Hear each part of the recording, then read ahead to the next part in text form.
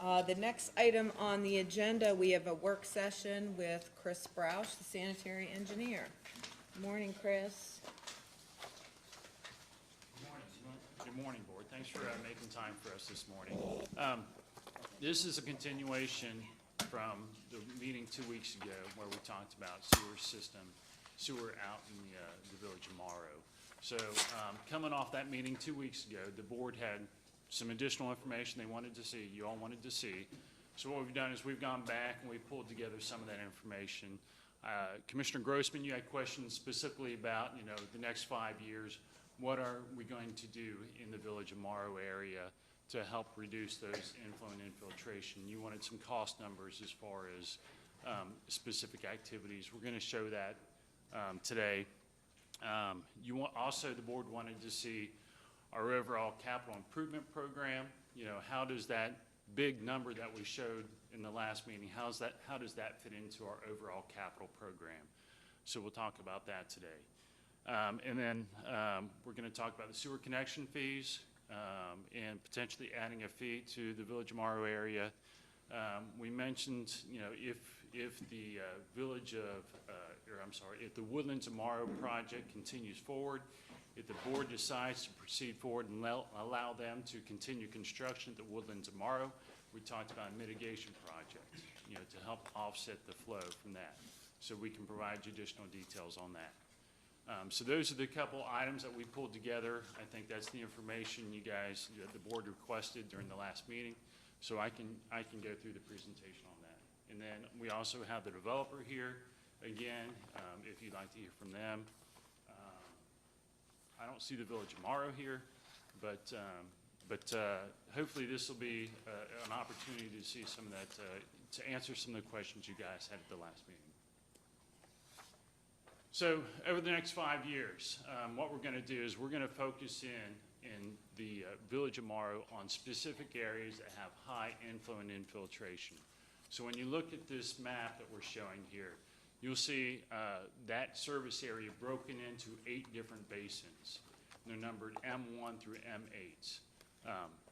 The areas that we're going to focus on are the older parts of Morrow, and that's the areas that have the higher inflow and infiltration. So those are basins M5 through M8. Okay, these are problematic areas. They're the higher infiltration areas. M1, M2, M3, and M5. Those are the new subdivisions. Those are relatively tight. We're not seeing high inflow and infiltrations from Saddlebrook, from Woodlands of Morrow, from Classic Way or Hopewell Valley. So what we've done is we've broken this service area into western portion of Morrow and eastern portion of Morrow. So the east portion plus Rochester. And we're going to break those two down and split them up over different time periods. So the schedule is over the next 5 years, we're going to do a series of projects that include additional flow monitoring, lining. We're going to do residential inspections, and then spot repairs in the collection system. Over the first, in 2024, we're going to focus on the Rochester, East Morrow area. Then 2025, we're going to break it down and look at the West Morrow area. And then after that, we're going to come back. We're going to do just additional flow monitoring in 2026, 2025, 2026. We're going to update the capital plan. And then at the end of this, we're going to have a meeting in 2027 around that time period with Ohio EPA. We're going to give Ohio EPA an update as far as the progress we've made. And the hope is by doing these activities, we're going to reduce the inflow and infiltration. And then at the end of, when we meet with Ohio EPA, we're hoping to get direction from them at that point as far as how to proceed forward. We really don't want to build the $26 million worth of capital improvements that the model says we need to do to solve this. So our hope is we can reduce it down, have some negotiations with the Ohio EPA, and maybe reduce that $26 million down to something that's more reasonable. So that's the goal. When you look at the budget, list here, we're looking to spend potentially around $2.6 million over the next 5 years, just to try to chase down, track this infiltration and reduce it. So, so Commissioner Grossman, I think this is the detailed information you were seeking during the last meeting. Yeah, okay, so, how much of this is being spent in the territories that you're talking about that have the infiltration problem? So when you go back to that map, we're going to focus in the areas shown in red. So that's where we're primarily looking at. That's where, you know, our previous study with Black and Beach, you know, the area circled in red is our problematic area. That's the older areas of Morrow. That's the older areas. So of the Morrow. newer areas are including the new developments that you say are M1, M2, and M3, is that right? M1 is Classic Way, M2 is Saddlebrook, M3 is the Hopewell Valley, and M5 is the Woodlands of Morrow. Those areas, you know, have been constructed or under construction right now. They're less than 20 years old, roughly around 20 years old. Their construction methods are good. Their infiltration is relatively low. It's shown in our flow monitoring that we did 2 years ago. It's showing that these areas have less of an impact on our system than the older parts of town. So when you add more homes that are new, the only real capacity issue is not with something that's coming into the pipes during a storm or rain event, but it's just simply how much capacity is being added by that household itself, correct? Right. Dry weather, we have no problems conveying. So, all right, so how much impact is there per household? Do you have an answer to know for every house you add? And I know it depends on how many people are in the house and things like that, but what's your average for that? So can you estimate for us, if we're gonna add 50 new homes a year, how big of an impact is that? Average usage on a residential home. ERU. Yeah, it's 1 ERU.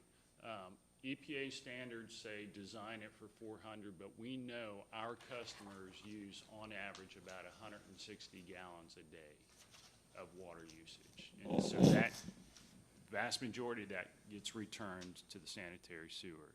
So about 165 gallons a day will get returned back to the sanitary sewer from each home. And then on top of that, you do have, that's pure water usage. And then on top of that, you do have some inflow and infiltration. So does that include outside water usage? That's just water, that's not irrigation. So that excludes, if you're gonna sprinkle your home, that's not included in that. Okay, You so know, if that's you're gonna only sprinkle your inside water yard, usage. that's not included in that. So It's that's just, solely water that goes back into our wastewater treatment plant. yes, Okay. that's typically And so- typical water consumption by customers. So tell me, that, with that number, when you have your normal capacity, so do you have a number you can give us as to what your normal capacity is or what your capacity actually is without talking about infiltration? What is our total capacity that we can take and how much of an excess do we have right now? During dry weather, without infiltration, our lift station at Todd's Fork is rated for about 1 million gallons a day. Okay, so so how much do we average a day? You got 1 million capacity, so how Right. much are we using? Average day run times right now at Todd's Fork lift station is probably, I'd have to check, but I think they're probably running around 8 hours a day, which is about where, you know, we typically don't want to go much beyond that. So we're close to, we're nearing capacity. I think we have enough capacity during dry weather for the rest of the homes that we have to build out there. But beyond that, we don't have any additional capacity. Okay, So so when you dry say- weather conveyance is not an issue. It's not an issue. So when you say the rest of the homes to be built out there, are you including the Woodlands development? Yes, yes. It's Woodlands, Classic, it's the Classic Way development. So those are the two subdivisions that are still under construction. Hopewell Valley is finishing up, but those are the two that are remaining. We have about 500 more homes on the books to be built. And, you know, based off of what we have in the ground now, we feel like we can serve those 500 homes during normal conditions, you know, with conveying it properly. Chris, is that the standard people in your business typically use, is just during dry events and where all of the capacity questions that not just go on in Warren County, but any sewer district, that it's based on dry conditions and we're fine during this? Don't you take into account the wet weather events? Because that's when the problems happen, right? That you have sewers coming up into basements and things like that, or manhole covers going off, and Right. isn't that the standard in your business? Is not necessarily, oh, everything's perfect and we're fine. You actually have to take into account rain events? We do have to take into account rain events, absolutely.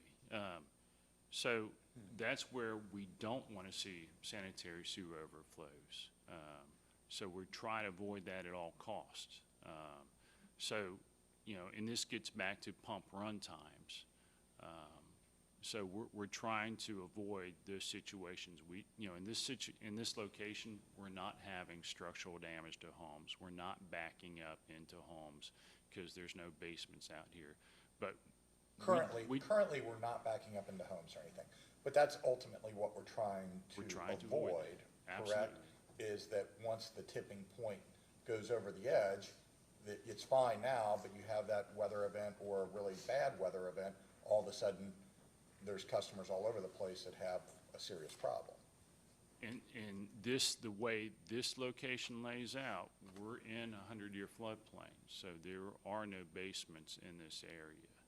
So we're not damaging people's homes, but we are seeing during specific events, once or twice a year, we're seeing, you know, our model shows that we're having surcharging and overflows.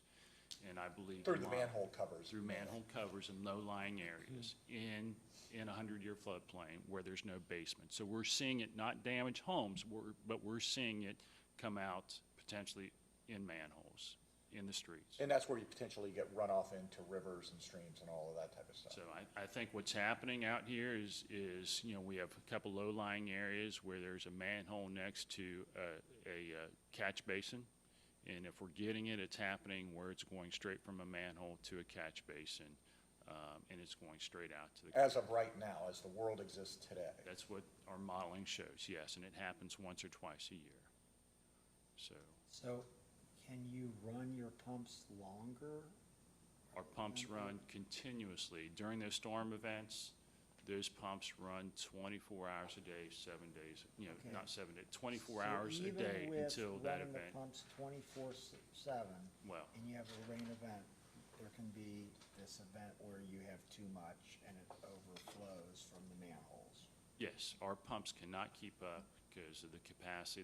The system is not designed for the weather capacity. So by building out the current homes that are projected in Morrow area, is that going to adversely affect your events that cause an overflow? Is that going to cause more of an overflow if we build it out? Are you recommending that we not allow this build out in order to prevent this? Or is your mitigation efforts going to offset that? And we're going to start getting ahead of this regardless of the build out? Right, Tom, that is a great question. So, the 500 homes, yes, will, if we don't do anything, adding 500 to the homes to the system will cause the frequency of the surcharging. It'll make the problem worse, absolutely, if we don't try to reduce the inflow and infiltration. Adding more load to the system will make the problem worse. But what we're doing over the next 5 years is we're going into the system and trying to reduce that inflow and infiltration to reduce the impact of those new homes. In layman's terms, just so I understand that, so the pipes have so much stuff in them right now, and it takes a significant rain event that's happening once or twice a year to fill up that constant amount of stuff that's in the pipe to where then we have an event, and right now the event is happening where the model's showing a manhole cover blows, but there's a catch basin right there, so we don't even really know it because it's going right back into the system as things kind of calm down, and is what you're saying. But if you have a significant amount increase in the number of ERUs, meaning the amount of stuff that's going to be constantly in the pipes goes from this level to this level, then the amount of rain that actually has to fall decreases to fill up that pipe, because then you're going to have, not once or twice a year, you could have it once a month in a rain event if Theoretically, you yes. overfill that Yes. pipe. Is that what you're saying in That layman's is terms? exactly it. So right now, there's, the model shows that we have these events that occur, and I think it's, I forget, in the previous presentation we showed it, it was an inch and maybe 3/4. What happens is, that rain event, that triggers it is reduced. So when you get 500 more homes out here, that rain event, instead of being like an inch and 3/4, it ends up being an inch and a half that triggers it. So you have more events that trigger that, overflow to occur. So yes, so the frequency increases as you put more load onto the system. But how many houses are on the system now? How many ERUs do we know? You guys are gonna ask me. I think Well, I'm just trying to, It's like, Yeah, I because think it's like close to, it wasn't that, I mean, it was like I thought this was a percentage-wise, a fairly significant increase on what the system was initially designed for, if I'm not initially, mistaken. the system was designed for, the Morrow area, which was 950 homes. And then I think they thought maybe they had 500 more homes in addition, capacity for it. So the initial design for just the Todd's Fork lift station was probably 1,500 homes, all right? And then we added on Hamilton Township area. And Chris, do you know how many homes are in Hamilton Township area? Is it like 1,500? Yes, it's close to 1,500 homes. And then on top of that, you have Woodlands and Morrow, which, 825, is that build out? Is that? 825. So, yeah, it's, so we're adding, so again, dry weather flows, I mean, it was almost double, if I remember correctly, somewhere in there, that it was designed for 1,500, and now we're talking about 2,500, 3,000 actually being You're on it, talking something like that? north of 3,000, probably 3,500 homes. North of 3,000, so more than doubling what it was initially designed for. And that's where it goes to, the pipe is constructed, and we're at this level of stuff in the pipe, so an inch and 3/4 worth of rain has a serious problem, happens a couple times a year. Now, all of a sudden, if there's this much stuff in the pipe, and we double the amount of stuff in the pipe through increased growth, then all of a sudden, it's an inch of rain. All of a sudden, you have it, and in the models, I would imagine, show it's not just a couple of manholes, it might be even more problem areas. Yeah, it gets worse as you build on. But again, what we're seeing is, it's happening just during high storm events now, So what we're trying to do is we're trying to prevent this from happening when you have people wanting to use the river, wanting to be out there, like the event that Molly was talking about. You don't want that to be happening, in July, or, we're trying to avoid the times, where people will want to be out on that river. And So I think- Chris, did the so our- Black and Veatch study, did they model additional houses that came on board, what their model projected the changes? Yes, their model, what we asked them to do is they modeled it to build outs. So everything all the subdivisions that were on the books, we had them design the improvements to meet the capacity of those new subdivisions. So the two manhole cover event, or the twice-a-year events that we don't know about but believe exist because of the modeling, that's under a full build-out? Yes, there, Okay, yes. so Right, so well, that's I mean, already even- making even- that assumption in there. Yes, even now, the model shows it happening now, and then, as we reach build-out, the frequency does increase. So what is the frequency difference that they modeled between where we are now and at full build-out? I'd have to look. It goes from once every 9 months to once every 3 months. At build-out? Okay. So I have a question about your map, but I see you have some other slides. Would you like to go through the rest of your slides before? I'm happy to I answer come back. questions as we go along. Well, this was actually a really helpful line around here, so thank you for sharing that. So I want to make sure I understand what the map is saying. So the areas that are, there are two areas that are yet to be fully developed, and those exist outside of the red line, That's correct? Yes.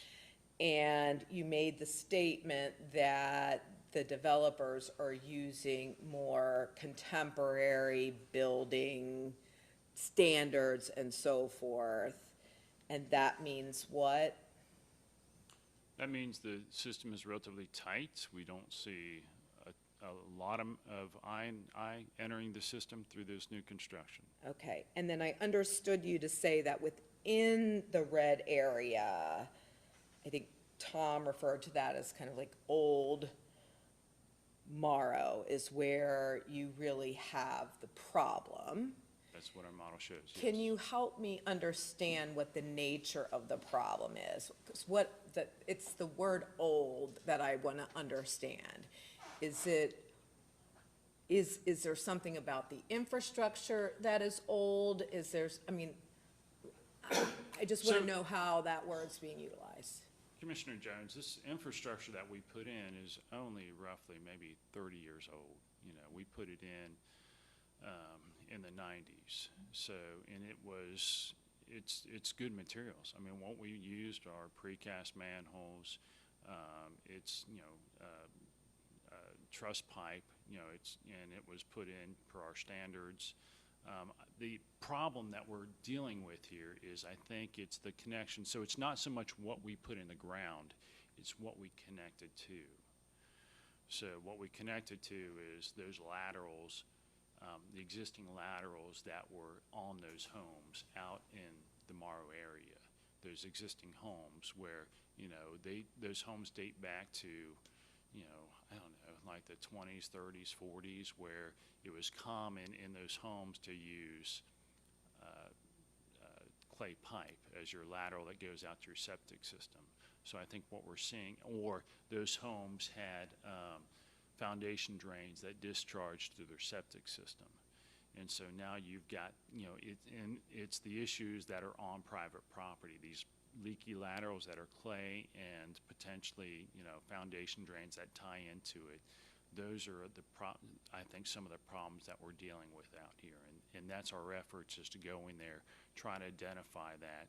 Our crews have already gone out in here and televised most of the collection system that we put in the ground. And the report is that our collection system that we put in looks good. Yeah, I guess my next question was going to be about the 5-year improvement plan. This improvement plan, as best as I can tell, you're the expert, so that's why I'm asking you the question, is really focused on those areas in Old Morrow, those lateral connections. How do we understand if there are clay pipe issues or, other issues to those older homes connecting into the system?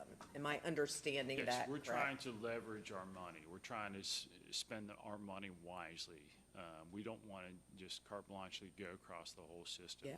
Based off the modeling, the study that we did with Black and Veatch, it's showing our biggest problematic areas are the areas that we show in red. So we're going to take our focus and try to, to maximize, our efforts in this area. Yeah, totally makes sense to me. I guess I'm just, I'm hearing from you and your professional opinion and informed by the Black and Veatch study that this would be the biggest return on investment. And in fact, the EPA was open to that, to see what you could do, and have pushed off this follow-up meeting, it looks like, into Q4 of 2027, correct? Right. That's helpful. Thank you.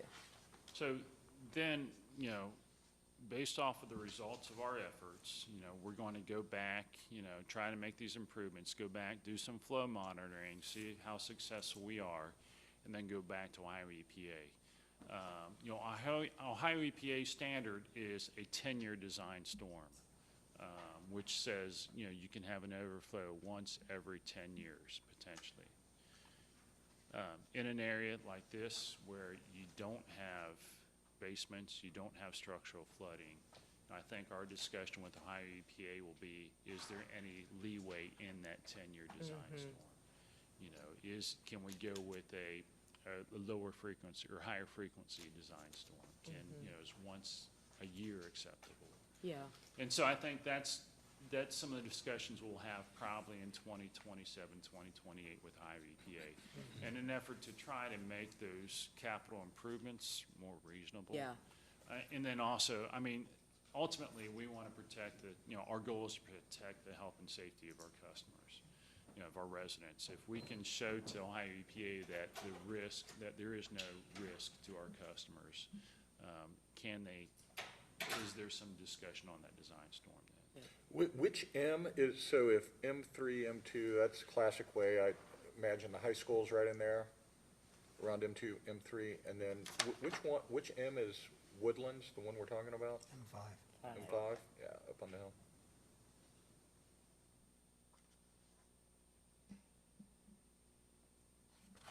Okay. Yeah, and continue. So, I think the board had a question on how much money do we have retained now? What's our capital improvement projects look like? Do we have enough money to fund our current projects, and then also the projects that we have on the book in the future? How does that $26 million capital project fit into our existing program? So that's what you see before you now. We have a spreadsheet here, a balance sheet, that shows that we have over $28 million in savings in our capital improvement fund for sewers. We have several large encumbered projects right now under construction, including Sycamore Trails wastewater treatment plant improvements, Diggs Creek Pump Station. The Diggs Creek Pump Station is under contract right now for roughly $2 million. The Sycamore Trails construction project is $5 million. When you add up, we have the force main cleaning in Morrow, which is $760,000. So when you add up the total projects that we have under construction right now, we're under contract roughly $9 million. So that leaves us with $19 million of unencumbered funds. We have several projects on the books that need to happen over the next 5 years. We have improvements at Lower Little Miami wastewater treatment plant.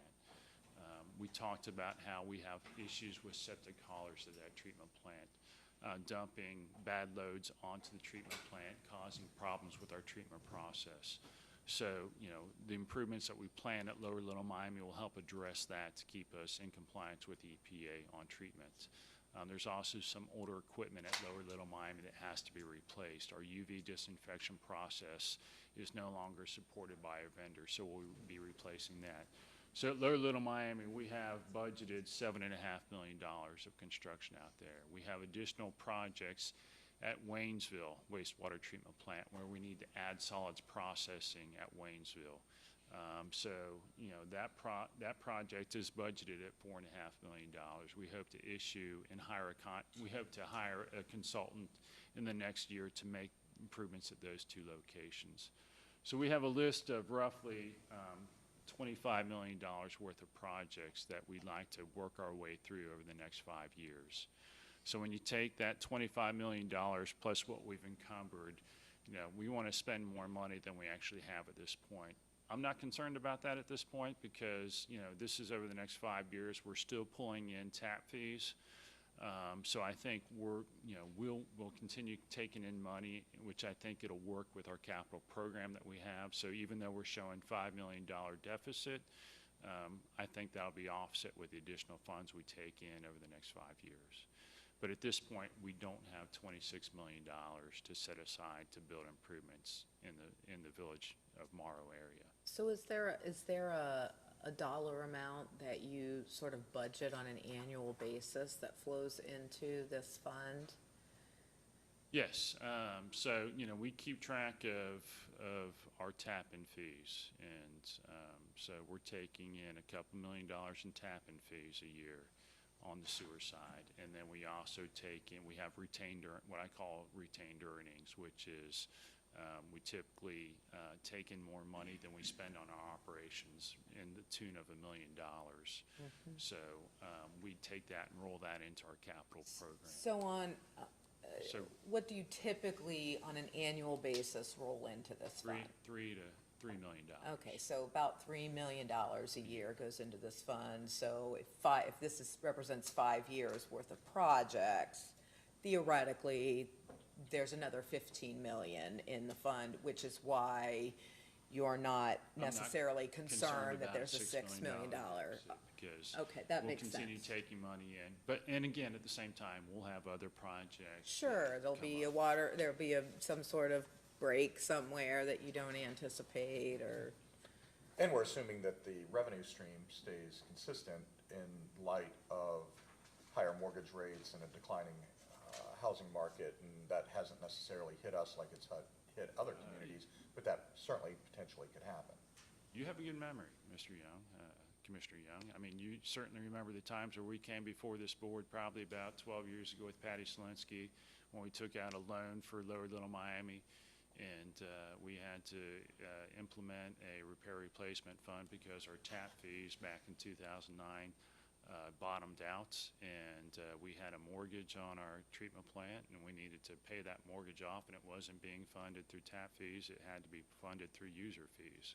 So that's where we adopted, I think it was a $7.50 repair replacement fee onto our bill so that we could pay our loan, OWDA loan. So yes, you know, right now, we're fortunate, we're blessed, because, you know, we have continued funds coming in to handle these projects.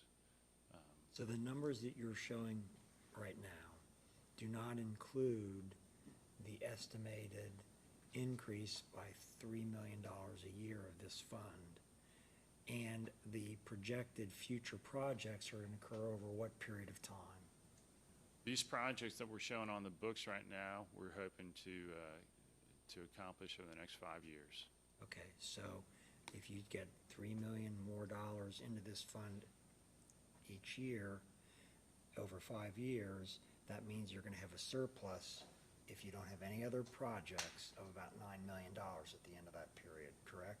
That's roughly, yeah, Okay. yes, that's roughly correct. All right, and do these projects include what you're suggesting in the Morrow area? Yes, when you look at the first line item on here, it's $2 million that we've budgeted for the improvements in So Morrow. I see the $2 million, so that's only the Morrow area improvements is $2 million over the next 5 years? Over the next 5 years, yes. And We do not And you have, think that that amount of money is going to be sufficient to mitigate the water infiltration problem by and large? Is that what it's for? that budget number roughly matches the number that we showed earlier in the presentation with the projects we have on the book over the next 5 years. Okay, So well, it's not mitigation. It's our efforts to reduce I&I, inflow and infiltration. We're not building capital assets through that. Yeah, I understand. Does that offset the increase in houses that are expected over that period of time? No, it will not bring us to a system that works as it's intended. It will Okay, I'm not. saying. It will My help. question's different. My question is the amount of money you're spending that you anticipate spending for sewer improvements to lessen infiltration, is that going to offset the amount of increase from new housing so that you're not going to increase the events? I understand That- I- that I you're gonna can- have a 3-time increase in events, is what we've been told, from 1 every 9 months to 1 every 3 months. And so now my question is, if you do these improvements, but you still, we have an increase in housing, are we offsetting the problem so that we're gonna stay static? Are we improving ourselves? Where are we gonna be? And unfortunately, I don't have an answer to that because Well, why don't you have an answer to that? these efforts, these projects that we have to reduce I&I. You don't really know what their impact's gonna be. Right. Okay. They're tough. I mean, when you look at, across the board, the success rate is variable, because it really depends upon where the water is coming from.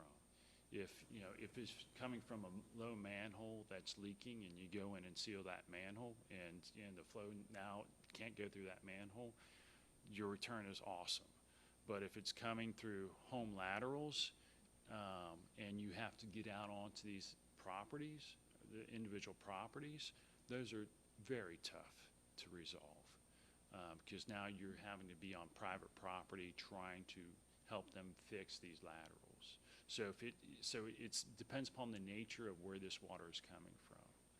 So that's why I say I can't give you a response. I don't know what the success rate is going to be for these projects. So I understood from the last time you were here talking about this, that we are committed to everything except for this last piece in the M5, correct? M5, So we're really only talking now about this one last piece of land.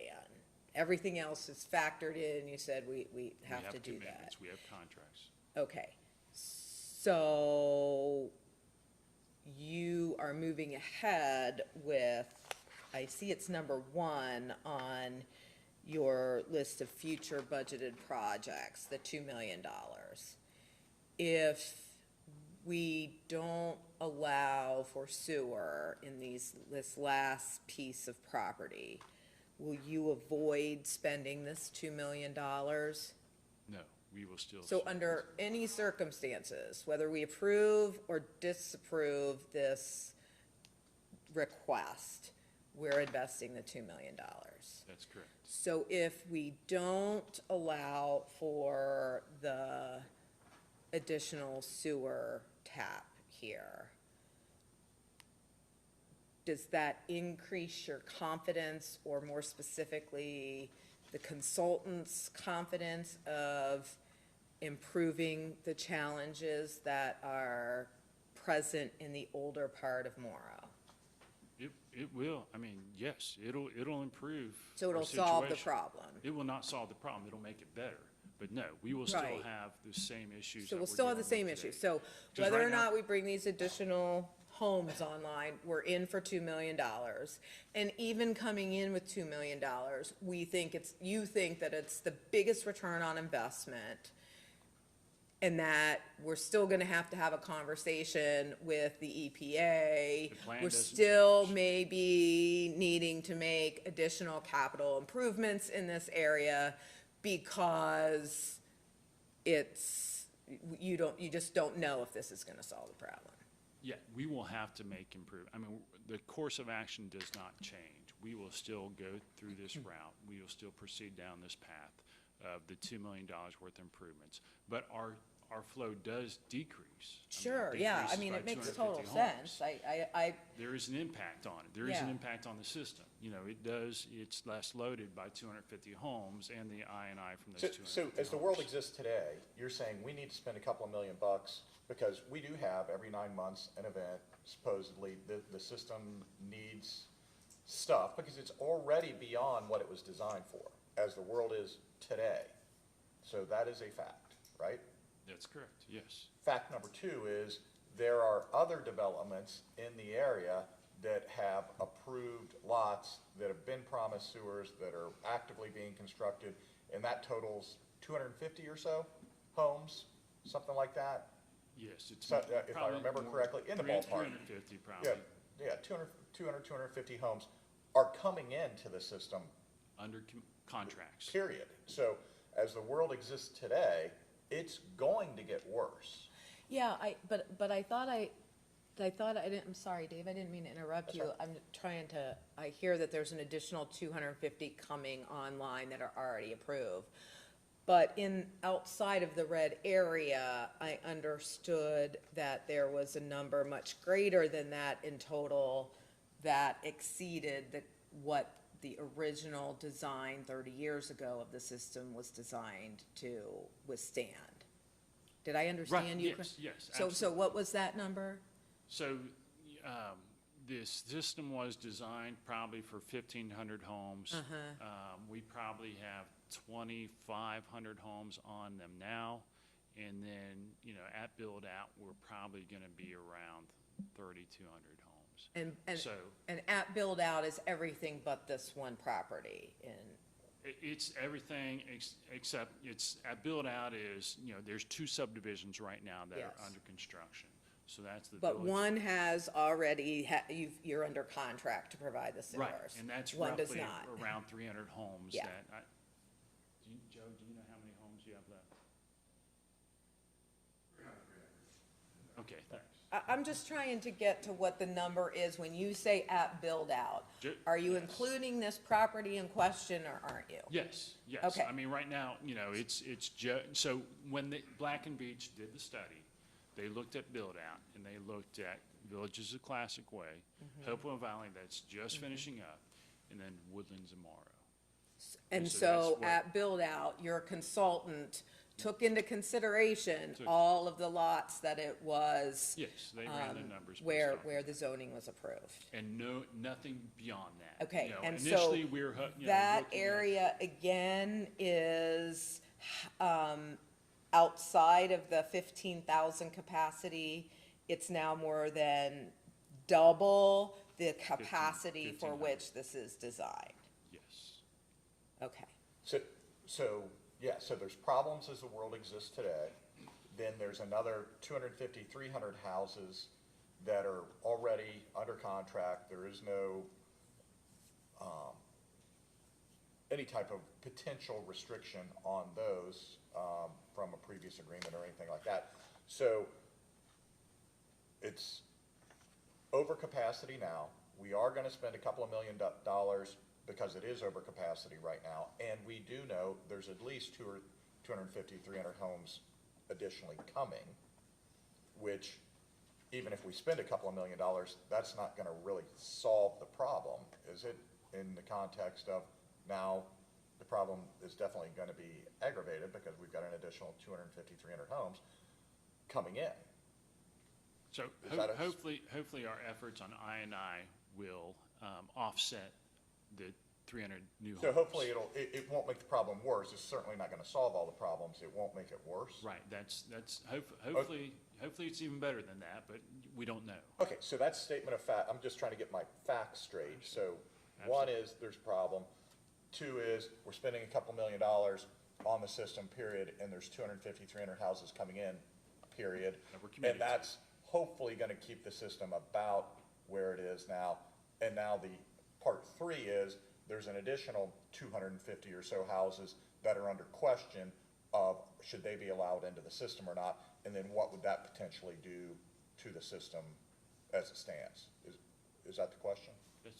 That's, But I thought your consultant modeled when you so when you it said. all becomes the frequency. Yeah, then. right, So but- it's the but I'm just frequency. talking How, about- so it's the frequency of the overflow. I totally understood. So that's all we're that. I talking about, totally more or understood less. that, but the model wasn't making the distinction there. The model was looking at total build-out. That did not- included this property, correct? Yes, we did not run a model situation that took out Woodlands and Mars. So there was no, I guess what I'm saying So is I there was can't no, tell you. yeah, there, we just don't know the difference between what we've already approved, 250 to 300 homes, and this additional piece. So what you modeled was looking at everything that was on the books, and in that, it moves from 3 to 9. But we really don't know if just this, if it doesn't move from 3 to 9. Yeah. And That, I that's, don't- to I me, don't seems think- germane, I don't because, think there's value in running the model again to try to figure out the It's distinction. probably somewhere in the middle, right? I mean, if it's a full, we're every 9 months now, add another 500 homes or 600 homes, we're at every 3 months. If it's only another 300 homes, maybe it's every 5 or 6 months. Yeah, would be it's it. somewhere in between. Some- It's somewhere somewhere in between, and then plus add on top of that your efforts for I&I Right, reduction. and we don't know the So- actual efficacy of the improvements Right. that are coming, and maybe it works great, which then it's no big deal, let's throw the other 250 homes in, everything's working fine, we're still at 9 months, or maybe it even improves, we just don't know. And hence, when you look at our recommendations moving forward, we're recommending if the board decides to allow the Woodlands and Mars to proceed forward, we're asking for limitations on the number of homes they can build a year. So to try to pace that out, to try to limit that construction, so that if the board decides to proceed forward with this, don't, pace it out, over the next, to build out, to limit them to, I think it was 40 homes a year. so do you wanna get to your recommendations then? Yes.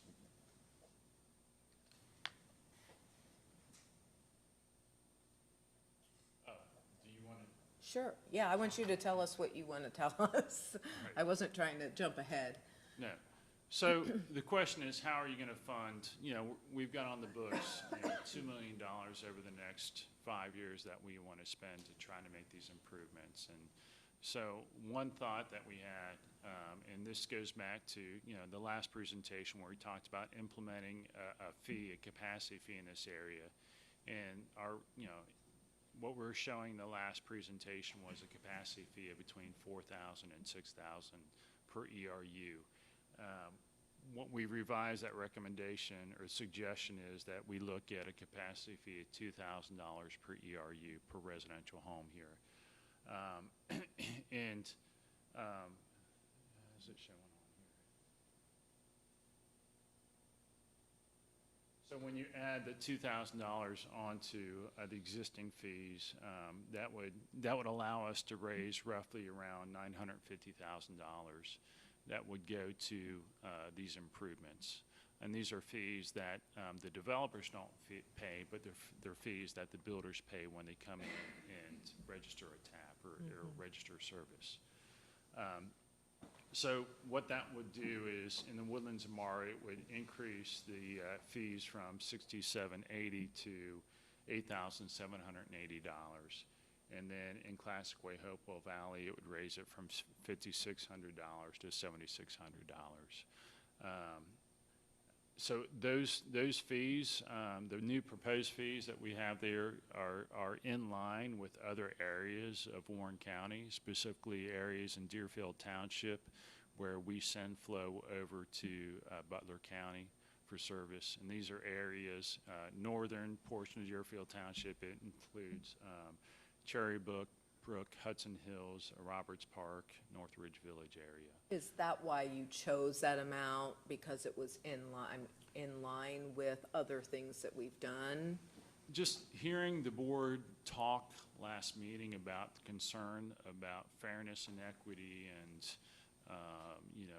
excessive fees for builders, it does, I think it's more in line with what others have charged, so yes, it takes into account those concerns that the board had last time. But we've done this in other specific areas. We have capacity fees in other specific areas. Yes, we do. And that amount, the 950,000 for that fee, goes directly back into Our capital the fund, capital which pays fund for for these these projects. projects.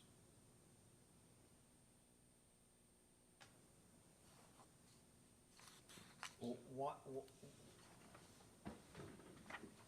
so basically you're recommending charging an additional tap-in fee to cover mediation efforts in parts of Morrow that, in other words, the infiltration problem is in these older areas of Morrow, and you're getting a tap-in fee from the newer areas that don't have that problem to pay for the older area.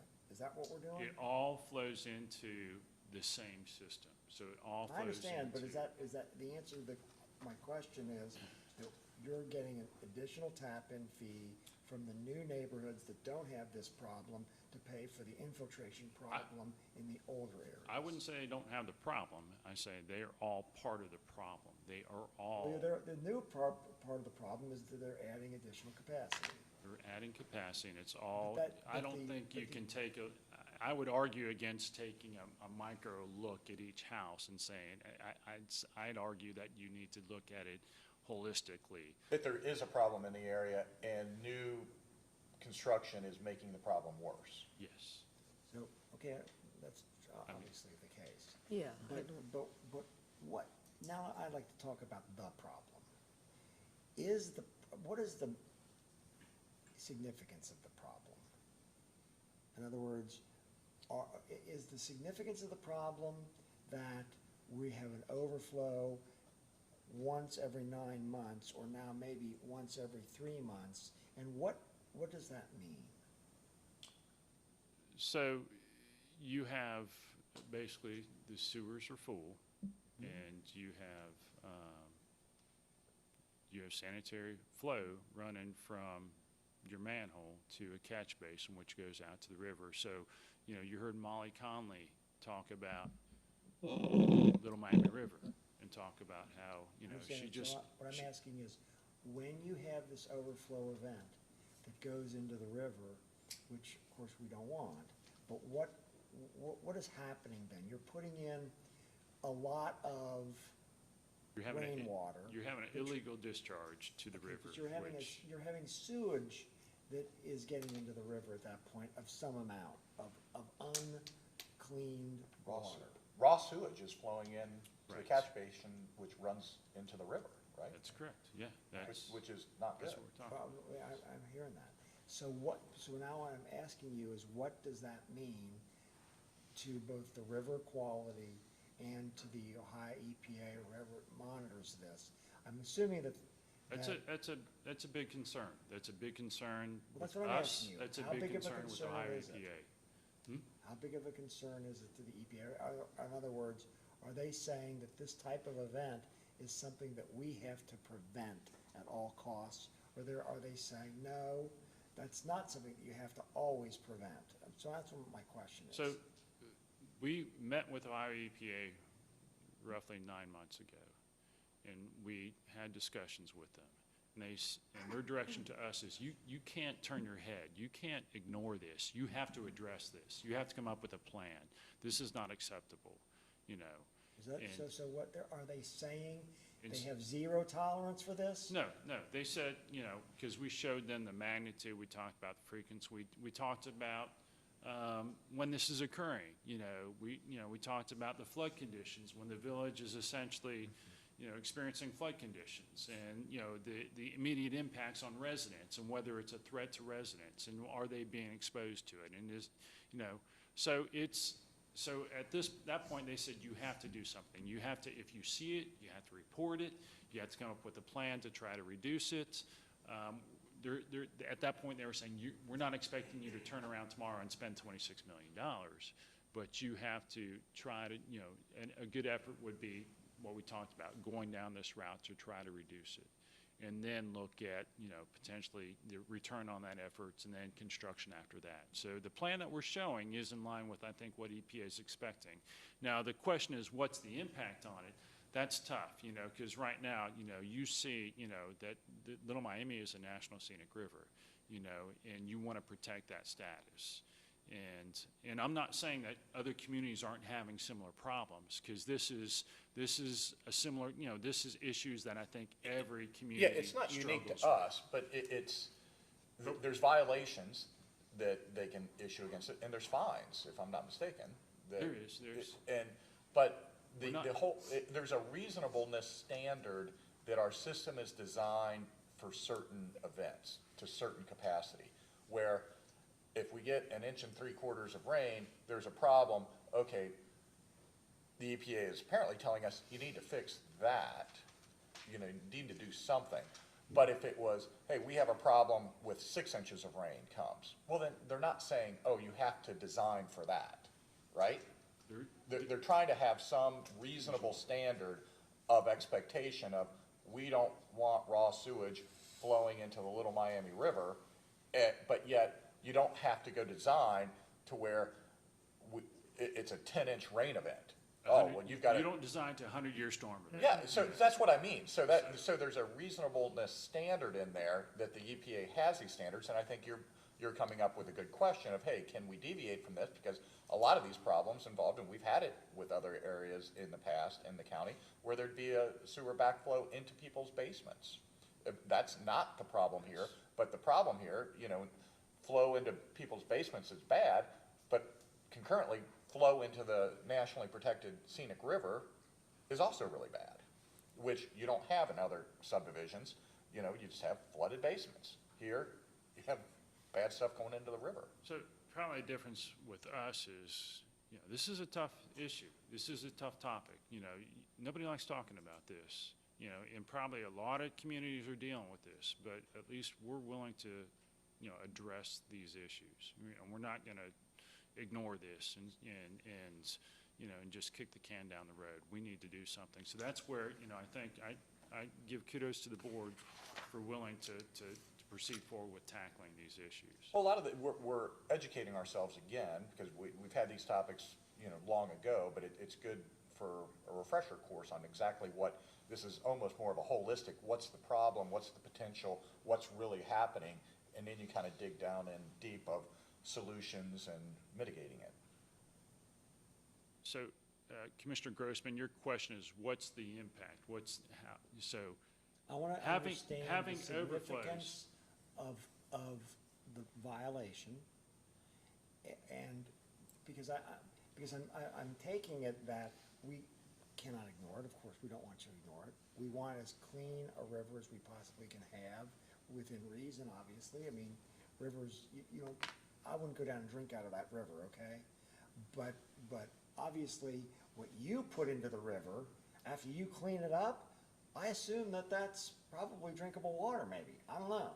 But at the same time, it's clean enough so the Ohio EPA I'll says, bring you a glass if you what's that? to try it. You can try it. I'm not it saying looks- that I wanna do It looks that. drinkable, but Well, I'm when not Hope Taft willing was to go here, there. she said something like in the summer, it was a huge number. It was a high percentage of number. What, do you remember what I'm talking about? It's like 90% Is, Yeah, anyway, in the river. treat it, If we didn't have treat wastewater it, treatment treat plants, it. there wouldn't be no flow.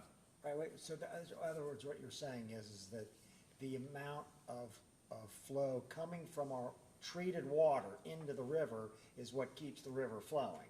That's, Everybody's. There's study that has shown that it's Right. commutable And then, of course, there's a lot of jurisdictions that take water from the river and then they process it and they send it to your house to drink. I mean, Cincinnati water is taken from the Ohio River. And they are great, they clean all the water and they send it up, and parts of our county use that water to drink. So, And the Little Miami flows to the Ohio. exactly. The impact is, Tom, our biggest concern, one of our biggest concern is the frequency of these events, okay? Right now, the frequency happens, it's relatively infrequent, once a year, twice a year maybe, when the storm events are very high and you have flooding and you have street flooding, you know, from stormwater. That is, it's not, you don't like it, but, you know, it's, the impact, I think, is relatively low on health and safety. If that frequency increases to the point where it's happening during the summer, it's happening, you know, early spring or late spring or fall, you know, on a large storm event, that's a big concern for us.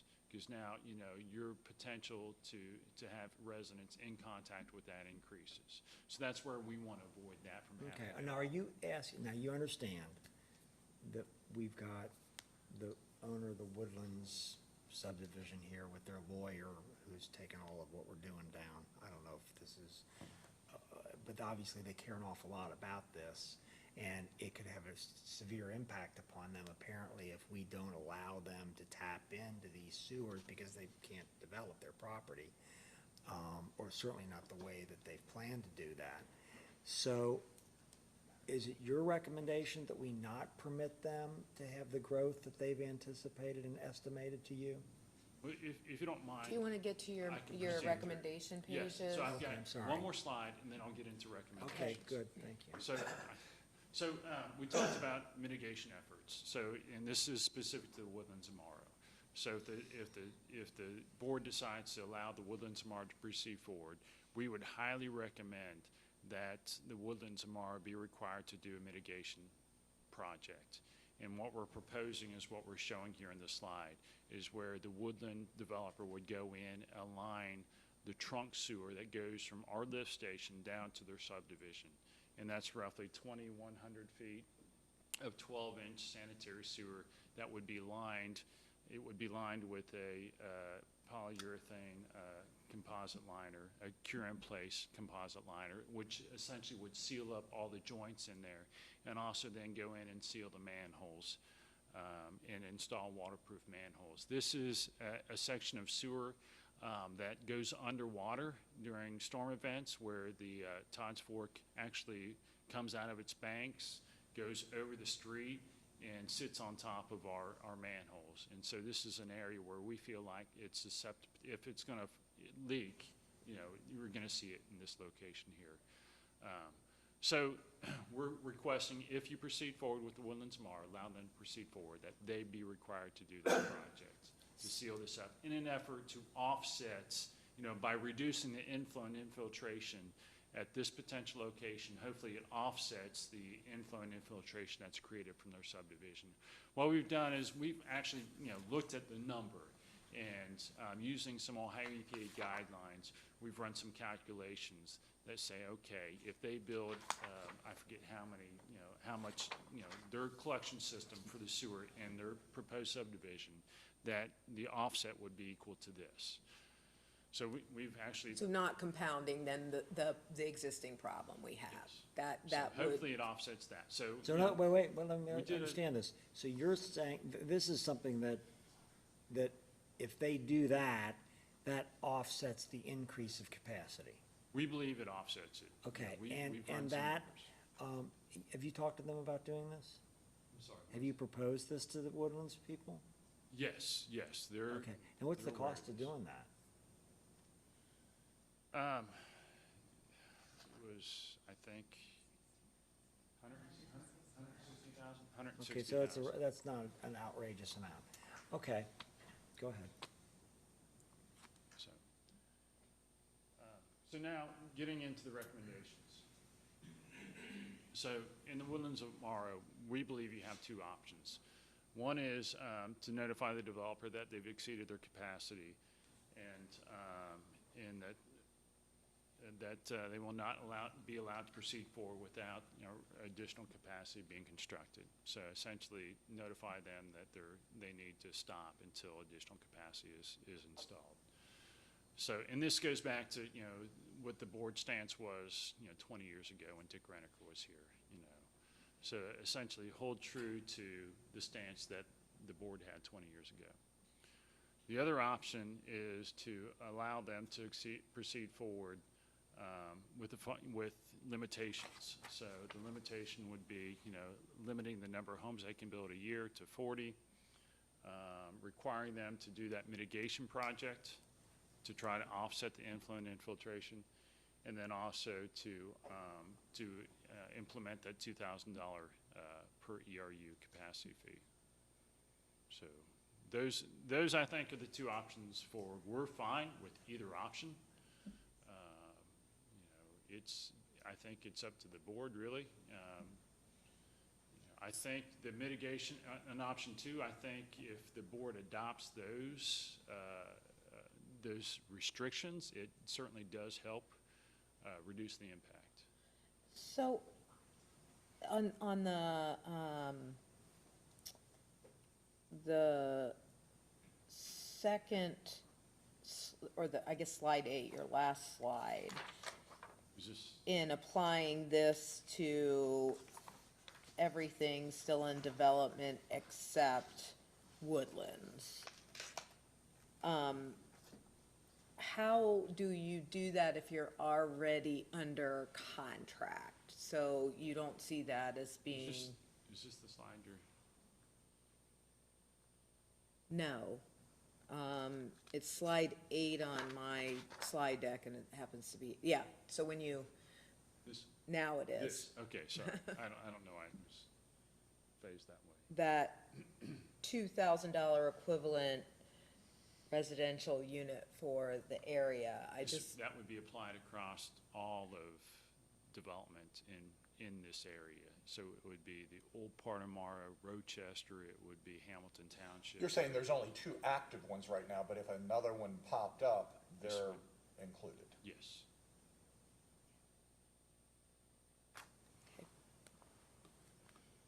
And then also, I mean, Well, that's an interesting point. What do we say if somebody wants to redevelop? Or, again, we've told the Village of Morrow a long time ago, don't do this. Don't approve this many homes. They did it anyway, and now we're facing problems as a result of that. So what if they go and approve another development right now and promise another 500 homes to a developer? that's where it gets into that recommendation that Morrow and the Rochester area, that we impose a temporary cap of 15 ERUs per year for the older part of town, the part of town that was originally designated as the Morrow-Rochester area. So it's not the area in Hamilton Township, it's not the Woodlands of Morrow, but all the remaining area that's still yet to develop, because there is property up there that are either going to be redeveloped or developed, that we put limitations on that area. We limit them to 15 homes per year. And we talked about I think the last meeting that, there's not a drive right now for that area. I mean, I don't know what it's going to be like in 5 years. There may be a demand for more homes out in this area, but, until we get capacity, until we have those negotiations with EPA down the road, we're concerned of adding more load to this. We don't want to deny the rights of people to develop their property, but we want to put some limitations And did we on it. I know when we did the moratorium 15 years ago, I thought we had an exception or something on commercial development, just in case commercial came in, because commercial is obviously so beneficial to everybody. Bruce, do you remember that? Didn't we? We had a temporary moratorium for a 6-month period of time that was lifted prior to that because we had a study underway. I don't recall whether there was a commercial exception. I remember 600 ERUs for the limit of 600 per year at Lower Little Miami Treatment Plant Service Area. Something like that, but then I thought, because we clearly wanted more commercial development, because it's in the residents' best interest. So now, what if a business actually wants to locate in Morrow, which they're screaming for? It'd be great to have more commercial development in Morrow, and now essentially, we're just allowing more ERUs to go in residential, and is that just taking up all the room at the end? There's no prospect for commercial development. Bruce, I think there was a resolution the commissioners adopted back in whatever it was, 2006. So, I mean, that could be addressed in a resolution that there's limitation on residential, but commercial, or not commercial, well, I don't know what you would term it, non-residential would be at the discretion of the board then.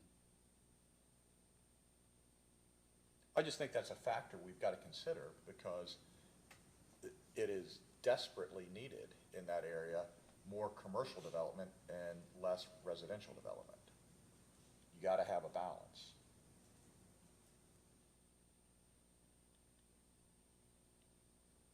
Anything else you Bruce is want to? taking notes. He's taking notes. do you want to add something, Bruce, before? I just wanted some clarification on the recommendations.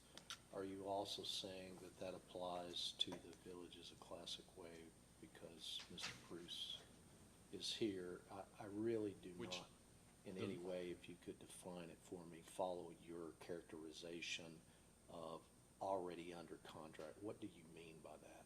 Which recommendation you talking about? The Throughout- 2000 or the Throughout your 15? presentation today, you've made the statement to the commissioners that the villages of Classic Way are already under contract. What do you mean by that?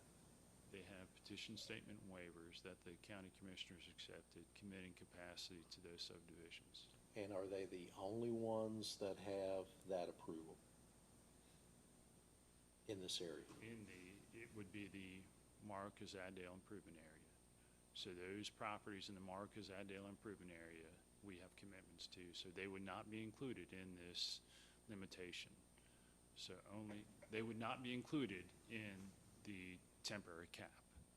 So, I understand the temporary cap. I'm talking about the additional capacity fee. Yeah, that's The what I was asking. $2,000. additional capacity, yes, they would be included. Everything in let's term it Morrow Casadale and Morrow Rochester improvement areas. Because I think it's the legal terms would be the Morrow Casadale and Morrow Rochester improvement areas.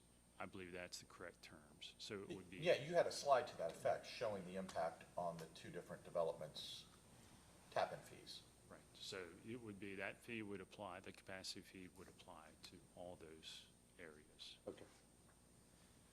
So those are the recommendations we're asking the board to consider. With a $2,000 cap or increase would apply to any tap-in in the Morrow area, correct? That's correct, yes, yes. Morrow Casadale, SIA, or Morrow Morrow Casadale? Casadale sewer improvement area and Morrow Rochester sewer improvement Both. areas. Okay.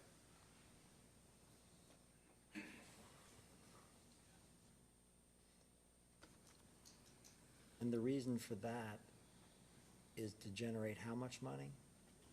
That fee would generate $950,000 that would then be put into the capital improvement fund. That would be 900,000, you're estimating that to be 900,000 a year No, total, total? $950,000 And total. we're spending just over 2 million, so that gets us close, a little less than half of the improvement, or the capital dollars back. Okay.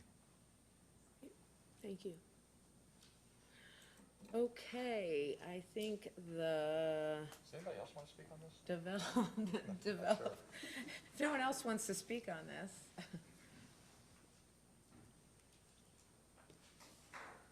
Good morning, I'm Joe Pruce, managing member of Pruce Properties, Pruce Construction, address 11935 Stone Mark Lane, Loveland, Ohio. So we are developing, we're the owners and developers for the Village of the Classic Way. My objection, my concern is I appreciate the fact that 2 weeks ago it was a $6,000 ask for the tap-in fee increase. That's down to $2,000, certainly more palatable, but my concern remains the same, that there was I don't know if contract's the proper word, but we were allocated 267,000 gallons per day for the area that makes up the Village of the Classic Way, which is equivalent to 667 homes. Well, we're going to come under that. We were not going to ask for any increase from that. We'll be under that amount. I've already got contracts with builders based on parameters, the parameters being current tap fees, all the fees involved. We have contracts for the amounts per lot. So it's not a fee on me, it's really a fee on them, but conversely, it has to impact potential home buyers in our development. They're going to be asked, they'll have to pay $2,000 additional for the exact same home that they could buy in other areas of the county, the neighboring counties, whatever. So that's my objection, that's my concern, that the 2,000 is got to be levied on the remaining lots in our development. And I really don't think it's fair based on allocation that was passed back in 2001, I believe it was, or something like that. I understand that position. Do you also recognize that if people build that exact same house in other parts of the county, they're not necessarily facing a sewer system that is already over capacity. I understand that. But again, the rules are being shifted a little bit, we purchased the property on certain knowledge base and what fees were, et cetera. We based our pricing to the builders on that same basis, and those numbers are changing now. So it puts us at a disadvantage and a bit of an awkward position to get back with the builder saying, well, Right, you're saying essentially that the future home buyers, it's not gonna cost you or the builder the $2,000. It's this potential future home buyer is gonna pay up the extra $2,000. that's correct, yeah. Yeah, okay. But I guess there is something though about those that are currently under contract and the contract reflects the existing cost, that there is some, that $2,000 isn't contemplated in the contract that the builder is already under contract for. So it's not, presumably it's not coming at the homeowner's expense. It's the cost that the builder would have to eat. But, I mean, we could certainly account for that in Yeah, a yeah, yeah. contract. I'm Yeah, just- under I'm just- something with an established purchase contract right now, yeah, it's, I mean, that was really my concern, the reason I was asking that question about anything where there are contracts that are already in place. But, thank you, I appreciate your comments. Tom, anything? Well, I mean, That's Bruce? a question I'd like to ask Mr. Brush. Is there some sort of estimate of cost on the petition statement and waiver as to what his cost is going to be? So if you think back to the petition statement and waiver, the petition statement and waiver from 20 years ago included the cost of construction of the improvements. And then it took the ERUs. So there was no cost in the petition statement and waiver for capacity fees or for tap fees or for sewer connection fees. I don't believe the petition statement and waiver committed any of that in the petition statement and waiver. The only costs that were in the petition statement and waiver would have been the cost of the construction and that construction cost that would have been assessed to the properties. I don't remember ever seeing anything about capacity fees or tap fees. And keep in mind, the county has not increased our tapping fees in the last 15 years. Right. So this argument that Mr. Preuss wants to make that, you know, that wasn't contemplated, that never was contemplated anyway. Last time, Mr. Preuss also made a statement. Wait. Why are you saying that it wasn't contemplated anyway? You're saying it's not contemplated in the petition statement? Correct. Right, but a builder who signs a contract with a customer is taking in their costs that are associated with it before they're agreeing on a price, no? I think there's something that can be done as far as the platted subdivision. So right now you have, what's under plat right now? You have section Our section 7C. 7C. All right, and that's partially through, is that it? That's probably about half, You yep. have 40 or 50 lots or something? 45 lots, so, you know, we can implement, and you're going at a rate that's About 5 or 6 a month selling. 5 or 6 a month selling, so you could implement these fees probably in January, and you would be through the section, and then it would apply, you know, so you could adopt this fee starting in January, and then it would apply fully, and that would account. and they don't pay the fee until they tap in, correct? That's correct. You know, at what point in the process of building are you tapping in? And do you have, so for example, when you just sell the lot to a builder, you're not building the house, right? That's correct. So all you've done is created buildable lots. You're then selling the lot to a builder, and the builder is turning around and selling the lot to the ultimate purchaser of the home with the home built on it. Or he's contracting, sometimes he might build a house without having any contract on it with somebody, but other times he's probably building a house with somebody particularly contracting for it, right? That's It could be correct. either way. Yes. But ultimately, the tap-in occurs at the point that the house is completed, and it's really right at the very end of the matter, Actually, correct? The beginning of the construction, was the builder requested not for a building permit. Okay, so he pays the tap-in fee when he gets his building permit. That's correct. All right, so at that point, he knows what the actual tap-in fee is. And he knows at the get-go that that could change, doesn't he? Does he, or, I mean, of course, obviously, he's gonna Well, the assume tap- that it's gonna tap fees we be, quote are good usually for that year, because typically we don't, well, we've not changed our tapping fees in the last. okay, so they know that we could change the fee next year. Yes, so typically we. And what are the costs of these homes? Do they have an average cost, you know? $350s and up. 350 to 450 is fair range. And do you pre-sale do you have pre-sales on these lots with like a builder like, Preferred builder. yeah, like Ryan or someone? I mean, I'm Paul Kors with Ryan Homes, 8622 Jacobin Drive, Westchester, Ohio. So our model is simply to say, if you come to us and you want to buy a home, we'll put you under contract and then build your home. We don't speculate on homes. Occasionally we would do here or there, but it's very, very rare. 99% of the time, you come to us, put you under contract, then we build your home. so that's not the issue is with Mr. Prus. When you're contracting with Mr. Prus to buy that lot, you know, if there's some additional fee that gets added after the fact, I think is like what Commissioner Jones's position is, that, you know, then you end up having to eat that, or you're not gonna make as much profit unless you pass it on to the Correct. ultimate We buyer. have a set lot price with Mr. Bruce. Yeah, and do you, pre-contract, a certain number of lots per year? Correct, so we have a takedown schedule where we Right. require, you know, purchase so many lots per year, per quarter, depending on how the contract is structured. But sometimes that lot price would change depending upon what section. So right now, 7C is a lot price of X, you know, the next section, 8 could be X plus whatever it would be, depending upon what the development costs would be. Well, you're a big builder, right? We're probably the third or fourth largest in the country, So you're pretty familiar with tap-in fees. of course. Okay. Even with the $2,000 increase here, how does that compare to other jurisdictions you're building in? You know, we encounter this with other jurisdictions, of course, with capacity issues. I'm not talking about that.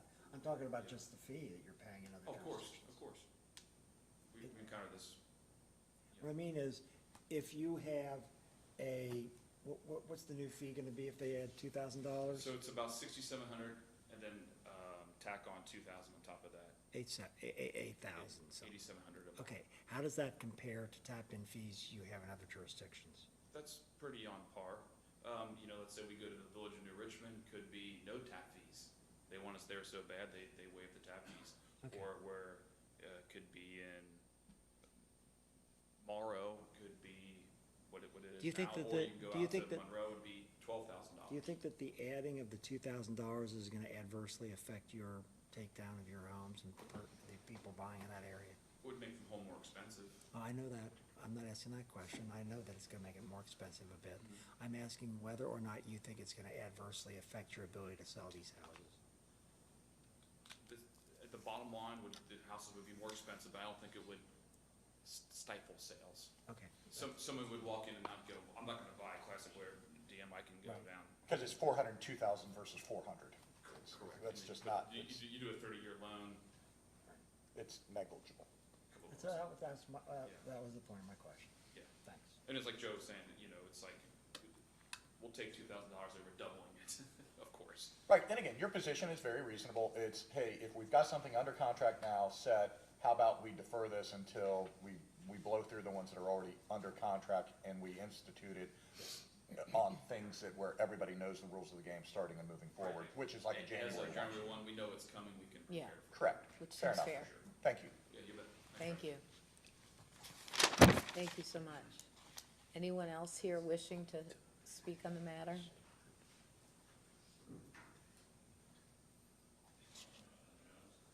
My name is Chris Finney, 4270 Ivy Point Boulevard, Cincinnati, Ohio, 45245. First of all, I mean, I've been really admiring the level of thought that you've given to this. And I've told two of the commissioners I've talked to that everybody's asking the firing in these roles. Mr. Broush has also given a lot of brain power on this, and I appreciated his thinking. From my perspective, and I'm not a sewer engineer, so I'm learning this as I go along, but you know, the capacity of those lines are more than adequate to handle all of the homes that are in question, more than adequate. The problem is these occasional, every 3 months, every 6 months, every 9 months, sewer events, storm events. I talked a year or so ago, to the folks in the city of Cincinnati dealing with these storm events. I said, how is it that we keep having 100-year storms every 5 years or every 3 years? And they said, well, global warming or whatever. But it does seem that these extreme events are more common, and the systems have to be sized to address that, or you have this raw sewage going into the river. But on a daily basis, the tap fees, the capacities are well more than adequate. Double or triple, maybe more, quadruple, what's necessary to handle the discharges from the homes.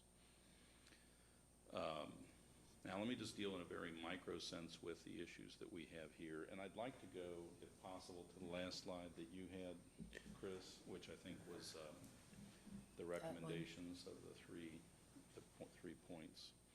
Did you want to see the one before this that dealt with Woodland? And do you mind? They got it. Yeah, that slide. So first of all, I met with Mr. Broush and I proposed to him this question, which is, and one of the things I haven't heard you all specifically asking about, although I think you touched on it, which is the incremental additional, what I call tax or burden, that these 250 homes that my client is proposing onto the system, because that's really the decision that's before you. And again, just watching what's happened with the Metropolitan Sewer District and dealing with these stormwater event issues, what I have seen is attempting to take advantage of an opportunistic situation of not being as concerned with the new capacity that comes from new construction, but these storm events that just overwhelm the system. And from a very micro sense, as far as I'm concerned, that issue is addressed, dealt with, and handled so that you can say yes to the Woodlands issue without any additional tax on the system at all. It's a win-win. You get no additional capacity issues, we get our homes approved. And that is this commitment to complete the wet weather mitigation project. So, Kevin, if we could, I think there was actually a good slide that he had here as well, if you don't mind me toggling through your system, but just, yeah, find that. Oh, no, well, gotta go to F5, I think, to get it back up. There you go. Yeah, on a PowerPoint maybe. Get a pretty good slide on, we have a slide on it also, but no, the drawing of the, yeah. So, there was a 2,100-foot line that was put in by Joe Allen, the developer, when he originally did this, that connected Woodlands to the lift station. And there's nothing wrong with that. It's built and performing according to plan. It's a nicely built system, and it's gravity downhill to there. The problem, as Mr. Broush said, is that when you have one of these rain events, it's right next to the river, and the river's actually over its banks and on top of this. And he believes, he doesn't even know, but he believes that that's then infiltrating into the system, creating one of these capacity issues. And he went over it quickly, but to me this solves the problem, because by this mitigation project that cost $160,000 and there's this revolutionary technology, which I assume, since you guys are dealing with sewers, you heard about, but essentially without digging up the sewer, you push a urethane tube through the line, and it adheres to the sides of the pipe. In this case, it's a 10-inch or a 12-inch pipe, and then with epoxy, it ends up sort of being both waterproof and sort of concretus, where it's hard. And it will prevent that and that along with the manhole top castings will prevent that infiltration. So in a more than a one-to-one trade, we're paying for this improvement, which will reduce the tax on the system during these rain events by more than what our clients will place into the system at Woodlands, period. Now, going back to, So let me see if I understand your point.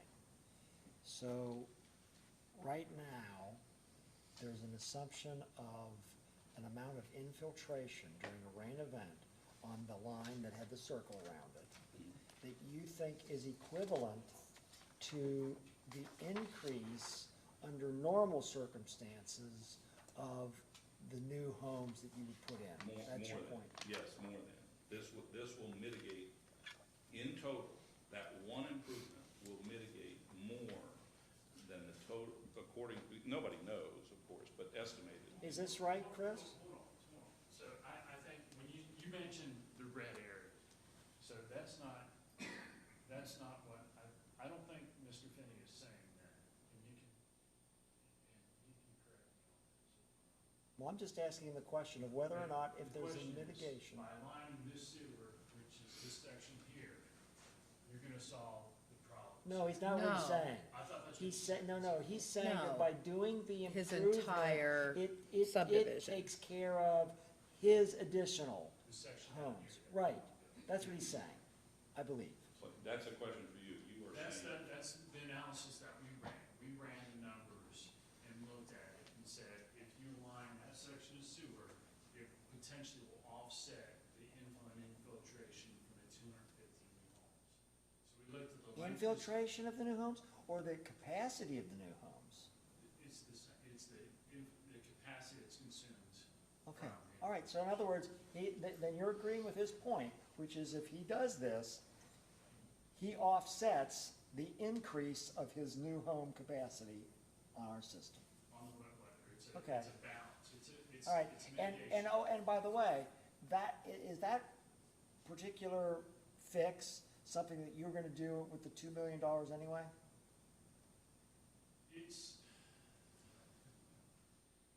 We would consider it, but it probably wasn't, that we were focusing on other areas. But Okay, it all would right, have been a good. project Well, we then would he's consider. making a legitimate point then.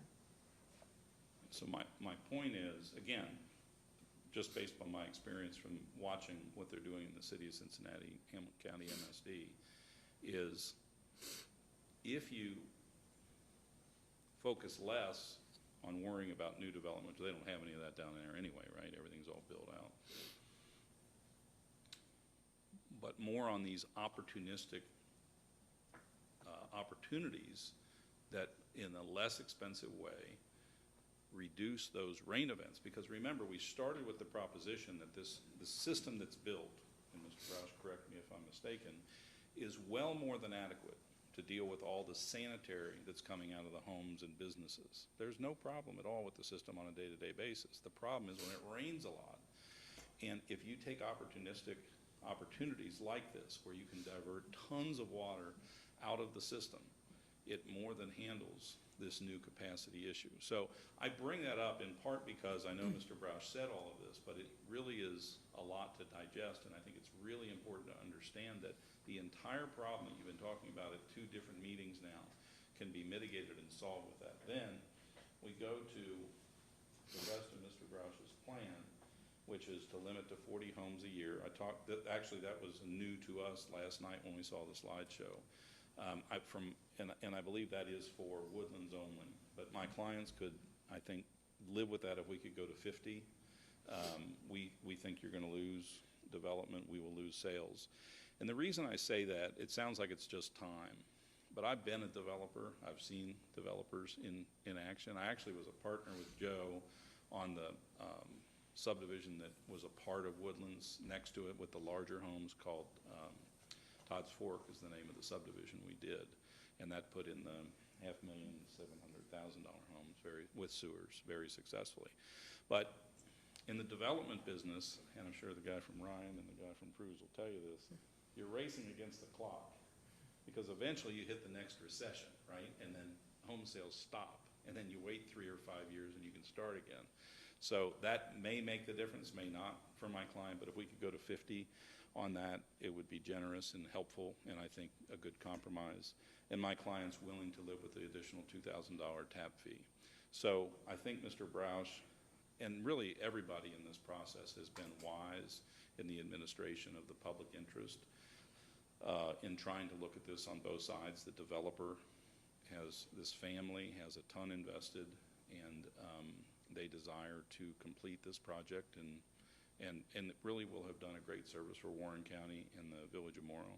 One of the things I did want to correct that I think is important, that Mary Allen, who's Joe's widow, but there's been some discussion about we annexed into Morrow in order to get this zoning.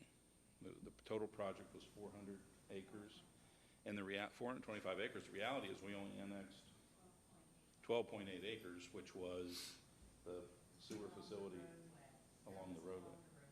It was just a supplemental piece, but we were already in Morrow to get our zoning. So I just wanted to correct that one potential fallacy that I think is hanging out there. We didn't annex in order to get this zoning. We were already in Morrow except for 12 of the 425 acres. But, like I say, I've seen, this really heartfelt desire to do good planning, both for the sewer system and for the county with its residents generally. The home prices in this subdivision are average. They are not low. This is the lower end of new construction, but as you said, we need balance, we need a good mix, and this gives the opportunity for people who might not otherwise be able to live in the county to live here, but it's still a wonderful subdivision, a wonderful neighborhood with full developments, streets and the sewer systems and all that. And, for example, on the lots that Joe and I did together, we had talked about potentially doing the leach fields and that kind of thing, but we decided to connect to the sewers. And it's important to be part of all of these communities that we're doing, and I think that this is a wonderful part of your county that you all are in charge of, and it's a great asset. But my client is willing to meet the conditions that were levied. I don't know, Mr. Broush, if the 50 versus 40 would make a big difference, but it would make a difference to our client because that's about where they're getting their buy down right now. So it would maybe take 5 or 7 lots off of what they're doing per year now anyway. But that's all. But 40 would cut into that a little bit. But other than that, we're willing to do those 3 compromises, just the one of which alone, that lining of the sewer, takes care of the entire capacity issue that you all have been wrestling with for these 2 long meetings. So I'm here to answer any questions. Mary is super knowledgeable, and as well as her son-in-law, Dan Fisher, on the engineering and the history of this. And there's a lot more to the history, some of which has been misstated in these meetings. We don't feel a need to correct all of that because, like I say, to me, the path of this is super simple, that with the lining project that we're committing to and paying for, the entire capacity issue is resolved. So, but we're glad to answer any questions that you have. I do believe, however, and Mary will remember this, that the 40 home limit was expressed the last time, and I believe that she mentioned that she had a contractual takedown with her person, or with the people who want to build the homes, that is like 50 homes a year, not 40, something like that. I know that you told us it was a larger number. We build 62 lots a year for Ryan per our contract. Okay, so that's what you mentioned last time. So this wasn't, This is 40 not new. cap Okay, was not new. Okay, I was not This aware. was, and then she mentioned it, and I know that she discussed that precise issue as to whether she could live with the 40, and of course, she has a contract that's different from that. So I guess it's a legitimate question, though, to ask whether or not the 50 is acceptable to Mr. Broush. I don't think we have an issue with that. I think that would be fine. Chris, could you come to the microphone, please? I think the request is reasonable by the developer. I think think, when you look at the overall length of the project, it may shorten it up by maybe a year, which I think our intention was just to try to space it out. So I think we still get spacing. It's just a little bit shorter, but I think we're fine with that. Okay. Do you have a timeline on that? It would start in 2024. But what would be the ending date for X number of lots? Well, we're 252 to go, Yeah. so it'll be 5 years beyond that at 50 lots a year. So, And that's within your mitigation plan period? yes, it would go to duration to build out, or until we have capacity, which I imagine it'll be built out before we hit capacity. And also, would you agree, I think we've already covered this, but their idea of taking that one line and fixing it so there's no infiltration, that completely covers the added capacity from their subdivision. That's the analysis we did, so yes, Okay, so that's we're a kind fine of with a that. wash, then, so they really, and they're doing that, and that's not even part of your 2,000 fix, which is gonna fix a lot of other stuff. So really, their argument here, has merit, I guess. Would you agree with that? Yes, I think, Okay. yes, it does. Yeah, and he pointed out that with the $2,000 increase, the 250 lots we'll develop will give you another $500,000 in capital. But the reality is with the total tap fees, Mary kind of ran these numbers for me before I came up, the total tap fees from those 250 lots will be over $2.1 million. So it really does all tie in to help make the system better, and we desire to do that. So I thank you all for your time, and again, if you have any other questions, we're ready to answer. Anyone else wishing to speak on this topic?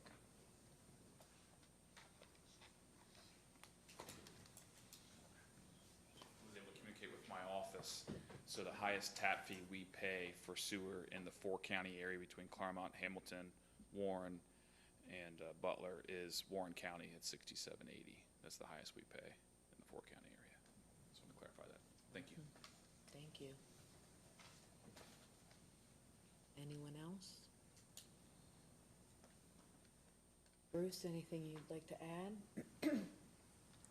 So then the question before us, as I understand it, Chris, is twofold. Is first, whether or not we will approve the additional lots to be developed in the Woodland area. And second, if we wish to accept your recommendations? That's. Or do you want them, are you suggesting a single action on conditional,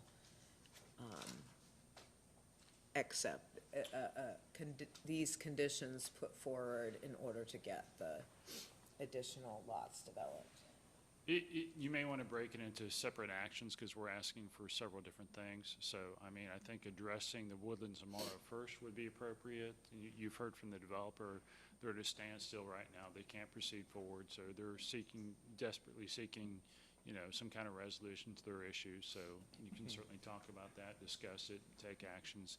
And then after that, I would suggest tackling each of the other recommendations, the recommendations as far as maybe talking about the limitation for that area where we talked about 15 homes per year in the Morrow, Kazadale, Morrow, Rochester area. You can take action on that, have a discussion on that, and then have discussion on the tap-in fees, the additional capacity fees. So potentially it would be 3 actions that you could take. I would recommend taking those all separately. So what is the pleasure of the board conversation? Yeah, I think it's reasonable to, based on Chris's comments, to say there is a limit, and the developer is okay with that, and it's not just an additional 250 homes. They actually already exceeded the original agreement with the original developer way back when. But I think that's a reasonable compromise to say that it's 50 homes a year with the caveat that this wet weather mitigation project is completed within 24 months. So that addresses the Woodlands issue. Then for the, well, but then for the entire district, actually the entire two districts, there's now a proposal to increase the tap-in fee by $2,000, which would obviously affect this developer also, but it's consistent across both of those improvement areas. And I think that's a reasonable expectation that we do not do that mid-year, that would be an effective consideration for January 1, and I would imagine it will probably hold some public hearings on that in the fall. If procedurally, I would think that would be the right thing to do instead of just unilaterally doing it here. That's something that we should discuss this fall. Then the only other open question to me, Bruce, is how, what happens to these, or can we reassess this action if, and it is a fairly remote possibility, a significant commercial development wants to come into one of these two districts? That then all of a sudden there's no room for them because we're promising this. So that would be my only reservation of how do we address that? And again, that would be a fairly remote possibility that a significant commercial development came into this area and said, hey, we want to put blank here, and that's great for everybody, but we say there's literally no sewer capacity for you because we've just promised 50 homes a year here, and then we've got these other 250, 300 coming online. That would be my only reservation. But I think the Woodlands deal is pretty straightforward. 50 homes a year, contingent upon them agreeing to complete this project within 24 months, and then separate and apart from that is this $2,000 fee for these two sewer improvement districts. Would you be amenable to add just simply as a third condition, just compliance with capacity fees currently and in the future? That way they know, you're not just approving this because this is an issue that was the subject of the controversy. Fair enough. Yeah, whatever way you want to couch it, but I think those are. So your suggestion, Dave, is that we have a public hearing in the fall around just the fee issue for which the public would be notified to be able to provide comment and feedback on the proposal before we vote on that proposal? Chris, don't we normally do that? Anytime we're talking about touching a fee, I was always under the impression we had a public hearing on that. I wouldn't say it's carte blanche across the board, because we do, so like when we do assessment projects, we adopt non-participant fees, and those typically don't go through a public hearing process. But typically when we, but those are project specific, when we're running a water line down for an assessment on, somebody wants water, another property doesn't tie in, we do resolutions to establish. Yeah, if you and Bruce say we can do it right now, I mean, I'm fine with doing it now, but I just know we normally don't touch fees without a public hearing process. As a practice, not as a requirement. Whether the board wants to do it as a practice to give notice to the public and an opportunity to be heard, but as a requirement goes, the statute doesn't require it. But I'm in favor of what David wants to do with that. I'm okay with that. I think that it's more important that we give that kind of notice when we change the rates for everybody.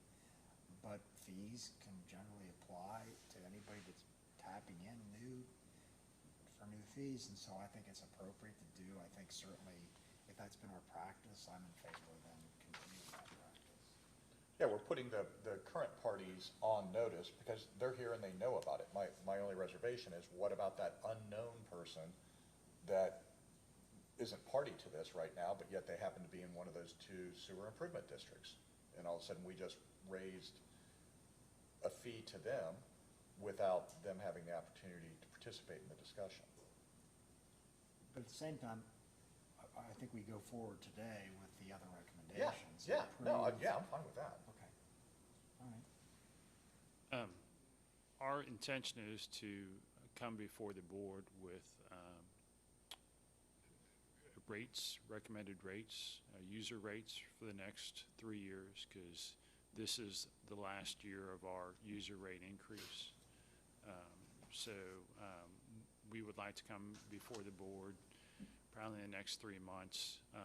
And I anticipate probably a couple series of meetings to talk about our rate structure. So with the hope of having new rates in place by next year. So we can certainly include that with the public hearing that would be associated with rate increases. Yeah, I just like doing that more than just, this is pertaining, the real question is on one development, and then the other developer that happens to be in this district is being told this is what we're doing, but there are other landowners in that area. I'd like to give them the opportunity to discuss that, but yeah, that's what we're gonna recommend, or I have a feeling that's what you are recommending, that's what we're gonna consider, that's what I support, is just doing that $2,000. So it's not gonna be a $6,000 fee, or we're not revisiting that. We're committing that it's a $2,000 deal, and that's what we would hold to, just to give you some certainty as the current developers before us. Well, I certainly have no problem with the suggestion that we notice and have this conversation. I will say that I actually am not in support of the increase in fees, because I think that the developer is offsetting their contribution to the problem with the investment that they've agreed to make. Perhaps with the difference between 40 and 50 lots, is there some consideration there? Perhaps, but they are paying and have paid tap fees for the purposes of infrastructure. And the other issue that I have been trying to reconcile with is the amount of capacity in excess of what the system was originally designed to do is so much greater that this, additional 250 homes is, to me, just de minimis. And so when you have, 250 homes for which there is an offset to the problem, I don't quite see the rationale for them to be getting the increase in fee. So that's not to say that within the context of a larger proposal that I wouldn't consider it. It's also true that if we were considering it as part of a package, I certainly heard at least one of the developers agreeing to it, so that certainly changes the calculus from my standpoint. But I just... But in reality, it's 500 or 600 homes that are going into the system that are subject to this fee. It's not just the 250, it's, you're telling us and have made a statement of fact, the system is overtaxed right now, period.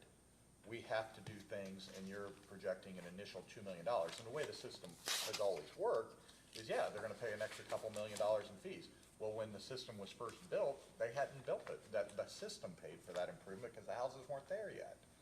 So that was, all this future growth is paying for itself. You're talking about 500, I think the number we showed last meeting was 550 homes to build out. 250 were the Woodlands Amara, 300 you heard was from...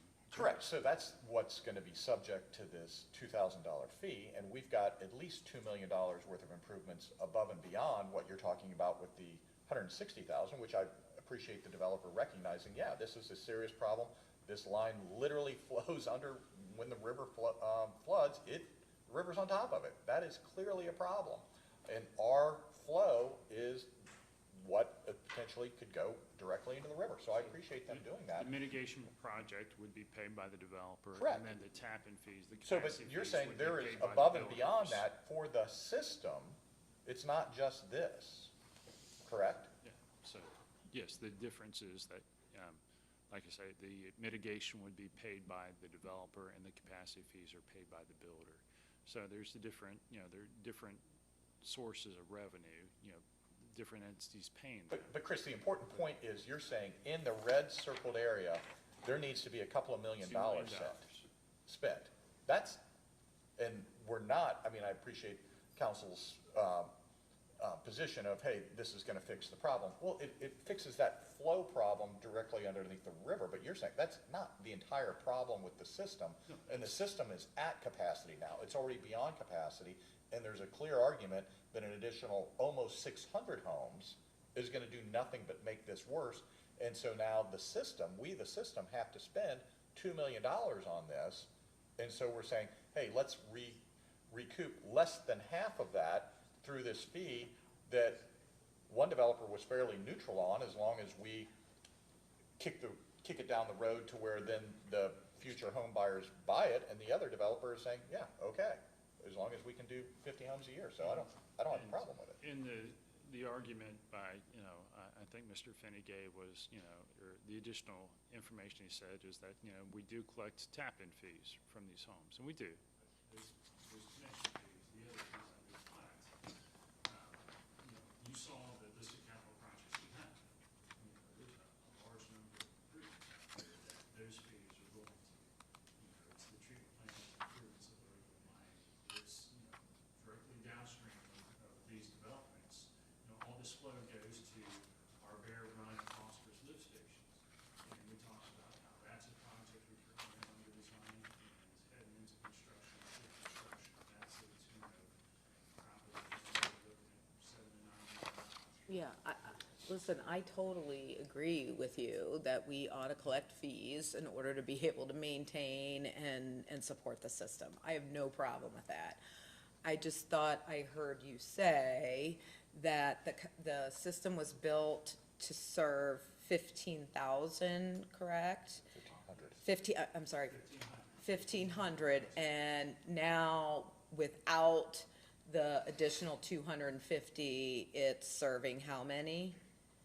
3,200? At build-out, it will be serving probably around 32. Yeah, so I guess my point is this, is that the additional 250 is a small subset of what, yes, of what it is, and that I don't like one customer or one user or two. Yeah, it's not one. Okay, so But at the same time, we need the revenue in to pay. For I the understand improvements. that. And and think I what guess we're I- asking the board is something that's not onerous, I want to say, on the fees. We've reduced it from 6. It's actually, the math, it seems like it's not that much. It's 25% more capacity coming in. If we're at 2,500 and we're going to 3,200, that's a 24% increase. And the fact that the one development has already exceeded what was initially promised to them. So it's not like this is an insignificant amount of homes. I mean, 600 homes on a 2,500 home system is a lot. And so, and you've made statements that those additional 600 homes are going to adversely affect the system, and we need to spend $2 million of our money. And that's just over the next 5 years. So we don't Well, know what it's but gonna be you after also that. said that they are offsetting the additional flow with a separate investment. This is my issue with the whole situation. When we allowed Hamilton Township, all right, which is south of Joe's property, we required them to build improvements. And improvements were like the collection system, their pump station, and the force main out to our force main. We didn't require anything beyond our force main, so we let them tie into the 10 force main. It was probably a mistake. We probably should have, at that time, the county probably should have said, build a parallel force main all the way down so that you have capacity. And a lot of this may have been eliminated, but we did not require it. So, in reality, we're taking on costs, because now somebody's got to build it. We're not going to make, Joe's group or any of the development pay for it. So that's where I'm saying, I think those fees are justifiable because those are things that should have been charged Okay, but that doesn't, I don't think that answers her question, because she's saying you're putting the whole burden on these newer areas. But I think that for today, given David's prior comments, I'd like to suggest that we pass a resolution, if that's required, to allow the Woodlands to have 50 homes per year, that they're gonna develop, that they're going to complete this improvement to this one line within 24 months, is that right? And that we will then revisit this fall, at the time we're dealing with rates as well, whether or not we increase it by 2,000, a tap-in fee by that amount, whether we do that amount or some other amount or whatever. But for the time being, I would move that we permit them, the Woodlands, to have 50 homes per year, and that they would do this project to secure this one line that was identified with the circle on the map that they showed on, that I've got as page 6 of their overhead that Chris Brouch had, and that be completed within 24 months. So my resolution would be that we permit 50 homes per year, and that they have to complete the improvement that they've suggested for that one line within 24 months at their cost, and that we will visit the tap-in fee with rates later this year. With the caveat, at least my own opinion, that fee would not exceed $2,000. Yeah, sure, of course. So yeah, I'll second that motion to move forward with that. Bruce, is that motion just sufficient for, I think I can couch it. okay. Roll call, please. Mrs. Jones? Yes. Mr. Young? Yes? Mr. Grossman? Yes. Great. Very good. Thank you all. Bruce or Tiffany, do you have anything? Can I ask one? So the other recommendation was limitations. Oh, on the, within the red circle. Did Morrow was here Last time. last time, but they weren't, did we tell them about that limitation last time? Yes, yes. Did they have an opinion about that? Because that's in the older part of Morrow. And they only get a few taps anyway, Yeah, correct? they were only like 4 or 5 a year. And so you were giving them a tap in at 15, like it was more than 3 times what they were average doing. We just didn't want something unexpected. We need to know well before they do anything. So yes, we want to put them on notice that there's limitations. Well, do we need to bring them back in before we do this, or do you think we've already done that? Because I know we talked about it with them here. I'm fine doing it now. Okay. I don't have a problem.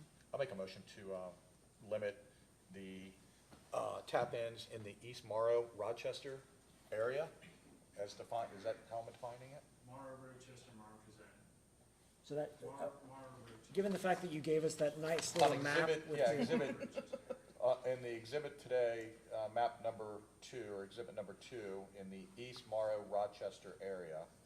It's just, I think it's just termed Morrow. Yep. Yes. that- Morrow Rochester area. Morrow, Rochester area, I would make a motion to limit the tap fees for this date moving forward. No, the tap-ins per Tap, year. the ERUs to 15, moving forward until amended by this body.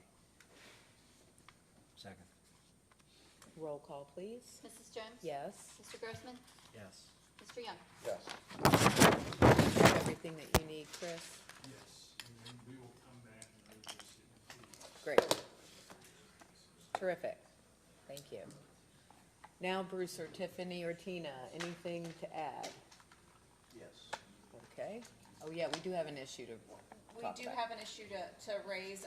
The commissioners received a letter from High Point Construction and Development, Mike Williams.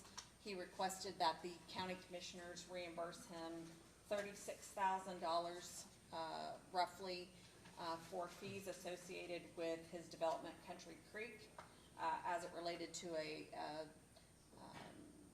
there were issues with zoning, and I believe that Commissioner Grossman wanted Bruce to refresh memories on exactly what went on with this development and provide opinion on reimbursing Mr. Williams. I will say some of them were fees, some of them were legal expenses. He provided a list. Did he know that we were gonna bring this up today? Yes, I did tell him when Bruce, came back from vacation, that the commissioners had asked, for Bruce's input on this situation, as Bruce was heavily involved, in the proceedings. I didn't hear any response back from him, in regard to that. By way of background, you will recall that Creek Song, north of town, came before you for a zone change for a PUD, which was one of our three procedures. Specifically, they went under the new base district, which allowed for them to write their own zoning regulations. That was recommended for approval by the RPC, recommended for approval by the Rural Zoning Commission, and this board approved the rezoning. At that hearing, there was legal counsel present for the Powells who live next door, and they argued that you couldn't do that or shouldn't do that, and you approved it. There was an action brought in the Common Pleas Court, and Judge Peeler upheld your decision to approve the rezoning. It was subsequently appealed to the 12th District Court of Appeals, and the 12th District Court of Appeals said that you should not have, they overturned the trial court's decision, overturned your approval of that based on a number of factors, including that it didn't comply with the zoning code, and that our zoning code, by virtue of one of the opinions, said you can't have but one procedure, and you have three in your code. The prosecutor's office represented you throughout that entire process. Mr. Williams was represented by counsel who did very little. They may have filed a Me Too brief, 2 or 3 pages at the Court of Appeals, but nevertheless was in constant contact with us and just followed our coattail is all they did in the case. So I can't imagine they had a lot in legal fees.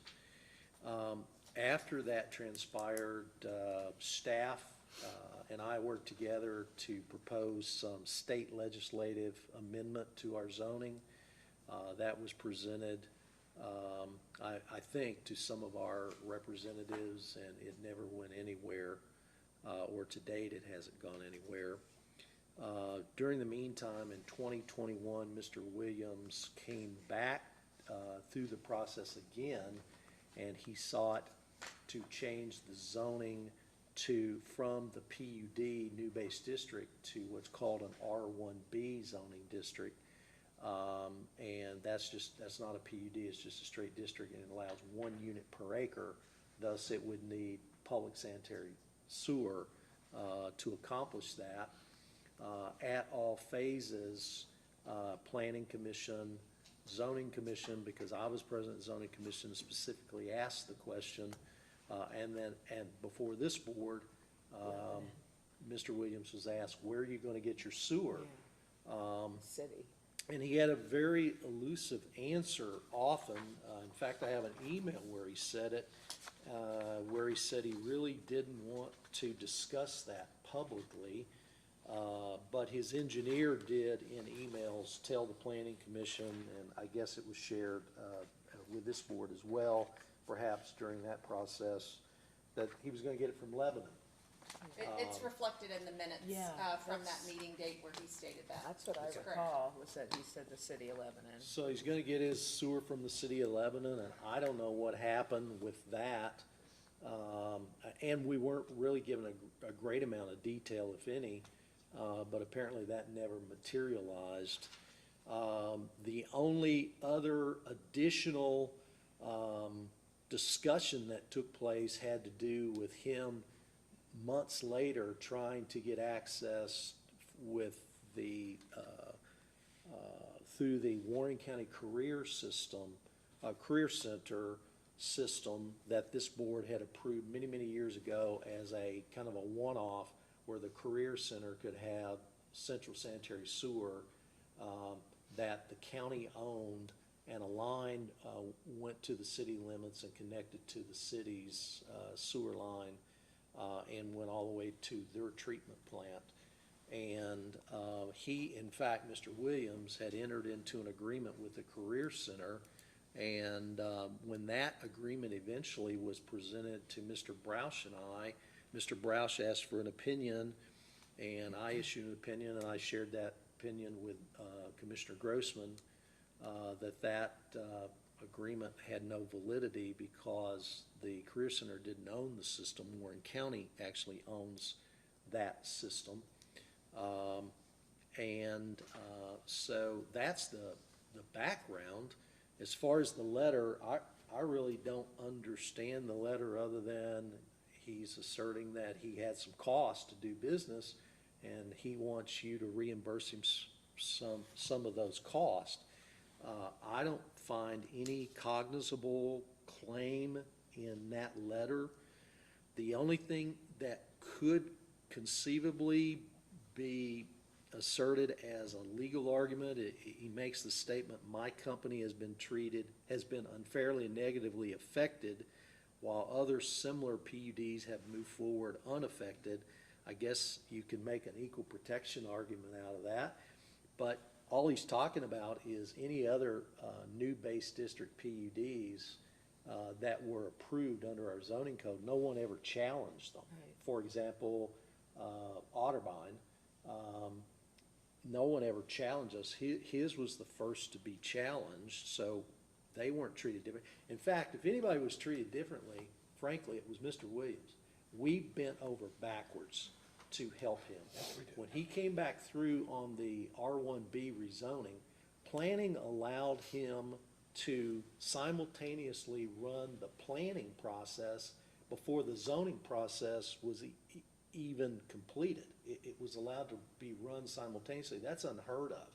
And I think everyone just sort of felt for him because he had gone through that process. It took a long time, and the Court of Appeals made the decision they made after like a year and a half. So he was actually treated differently than everybody else has been treated in a light favorable to him. So I don't buy that statement that he makes in any fashion or form. I don't find any valid claim that he's making against you. He's just venting that he incurred these expenses, which are frankly just a cost of doing business, and it didn't work out for him this time on this development. Well, I guess here's my question. Is the problem ultimately in the reversal by the Court of Appeals based upon something that we didn't do correctly in our, code and our documents, our zoning? Isn't that what the Court of Appeals is saying, is that we didn't have the proper procedures in place? And that's why he ultimately lost and we lost, is not because of a fault of himself, but because of the way we had done this thing. Is that, am I wrong about that? The Court of Appeals decision said that our zoning code, the way it was written, was defective. Yes, so that's my question. So since he was operating under our zoning code in good faith, he was proceeding to get from us approvals under our zoning code in good faith, and then it turned out that our zoning code, not because of his fault, but because of ours, got his project rejected, and he's saying, geez, I incurred costs. I mean, I'm just wanting to understand his argument right here, because as I perceive the argument, it's based upon the fact that he was relying upon a defective code that we created.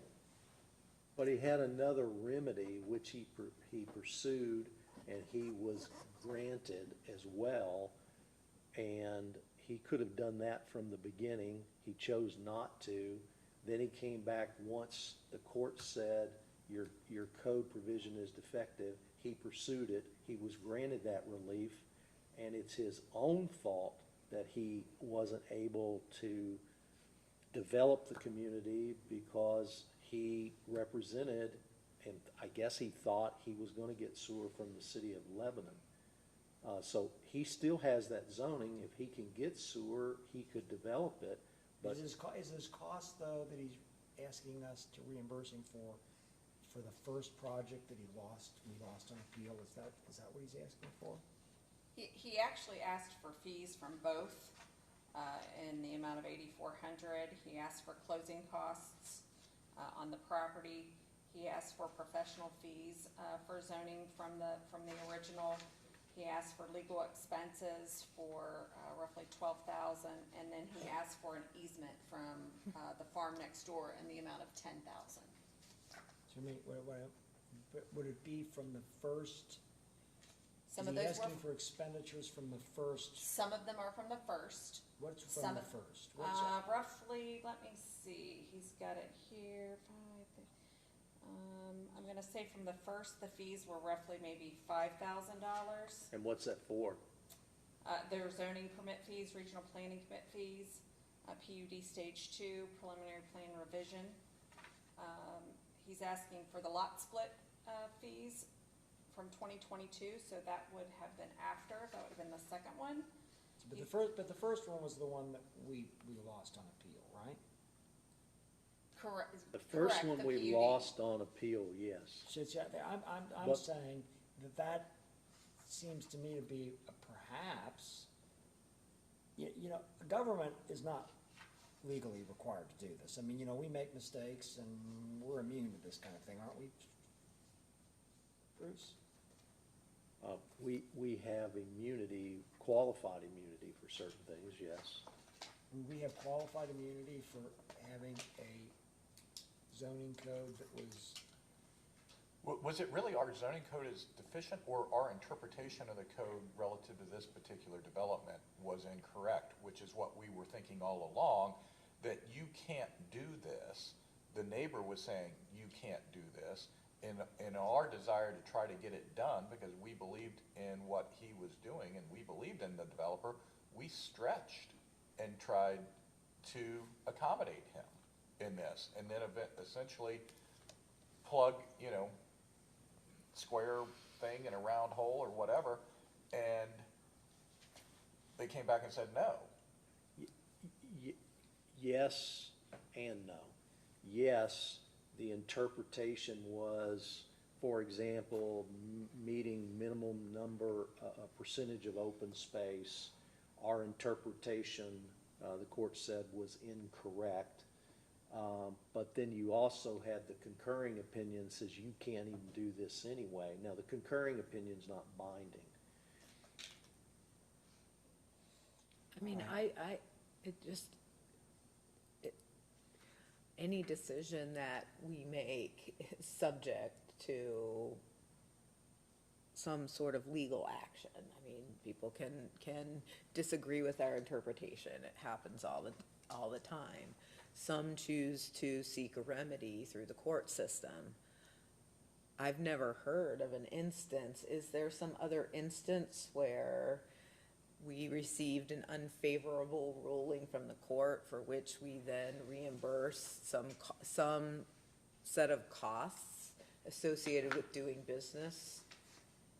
No, the only one that comes to mind is we did have one case, and it may have been the wedding venue in Franklin Township, where our staff made a mistake, and we reimbursed them, or actually we waived a future fee that they had to incur. And then you guys changed the code, said we have the authority to waive fees. And obviously that would be a logical thing to do if it was a staff mistake, it wasn't their mistake. But to flip this around on your point, Mr. Jones, and that is, what if we would have won? PALS, hypothetically, PALS filed suit, and Judge Peeler says you got it right, county commissioners. And what if the Court of Appeals says, based on the standard of review, we're not going to overturn Judge Peeler's decision, and you got it right? Mr. Williams still incurs, if he wants to participate, he still incurs all of his legal expenses. So I don't see how there's any validity to any legal expenses. And besides that, they didn't do basically anything. We carried the water on the whole case. So if they would have won, he still would have incurred his legal expenses. What would he have wanted then? For us to reimburse him? What was the expense of the first one that he's asking for? Well, the fees were $3,845. What fees? What kind of fees? Those were the planning fees, those were the zoning permit, or the zoning, application and permit fees, regional planning, to Right, okay, walk that's, through so all of that's those. different, that's not legal fees. No, the legal fees he is requesting is $12,457. But that's the point that Bruce is mentioning. But the other fee is like, what is it? Then he had the $10,000 for the cost of an easement on the neighbor's property. Which He's was in requesting. 2022, that's after all of different. that took Yes. place. I agree, that's different. But the first one, see, the thing that I'm interested in, is there an equitable argument? Because I always feel the government needs to be really fair with people. And, you know, it was like, I know this is not necessarily analogous, but when we heard that Mason had gotten free sewers over this property in Deerfield Township without paying for it, but the guy thought that he was getting the right to the sewers. I don't know what happened, but to me, Mason should have made it crystal clear to this guy in writing that he wasn't getting this unless he annexed in. Now, that's their thing. It was a long time ago. But for me, when I'm dealing with people and we make a mistake and we cost them money, even though they probably don't have a right to sue us, so if we had a problem in our code that prevented him from doing what he's doing and he paid, permit fees or whatever to do it under a zoning code that doesn't work, I think that's kind of an equitable point. But I think that's a wrong view of the case. Okay. That was a concurring opinion and why we tried to fix it. Commissioner Young is correct. The court looked at, did the application or the decision the commissioners made, was that plausible under the way the code was written, and the court said no. This So is the because of the open space requirement. Yeah, can you count? Can you count that leach field as open space? Correct. Which is I what he understand. asked us to do. Correct. And we agreed with it. And we agreed with it, but And he turned has, out we were wrong. Right. Because we bent over backwards for him. And and that fault was not with how our code was set up, but how we interpreted the open area part of the code. Which is Which what is what we he do all asked the for. time, Which yeah. is what he asked for. Okay, Correct. And it and was a we stretch. showed consideration when they had to go back through, and instead of staging it out, we permitted them to, RPC permitted them to run those two, the zoning hearing and the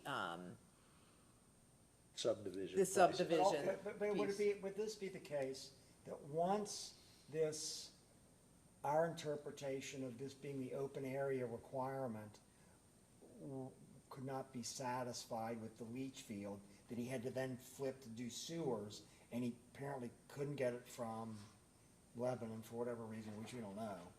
And then he couldn't tap in to get it from the thing for the educational center because our line's not theirs, even though they were all okay with it.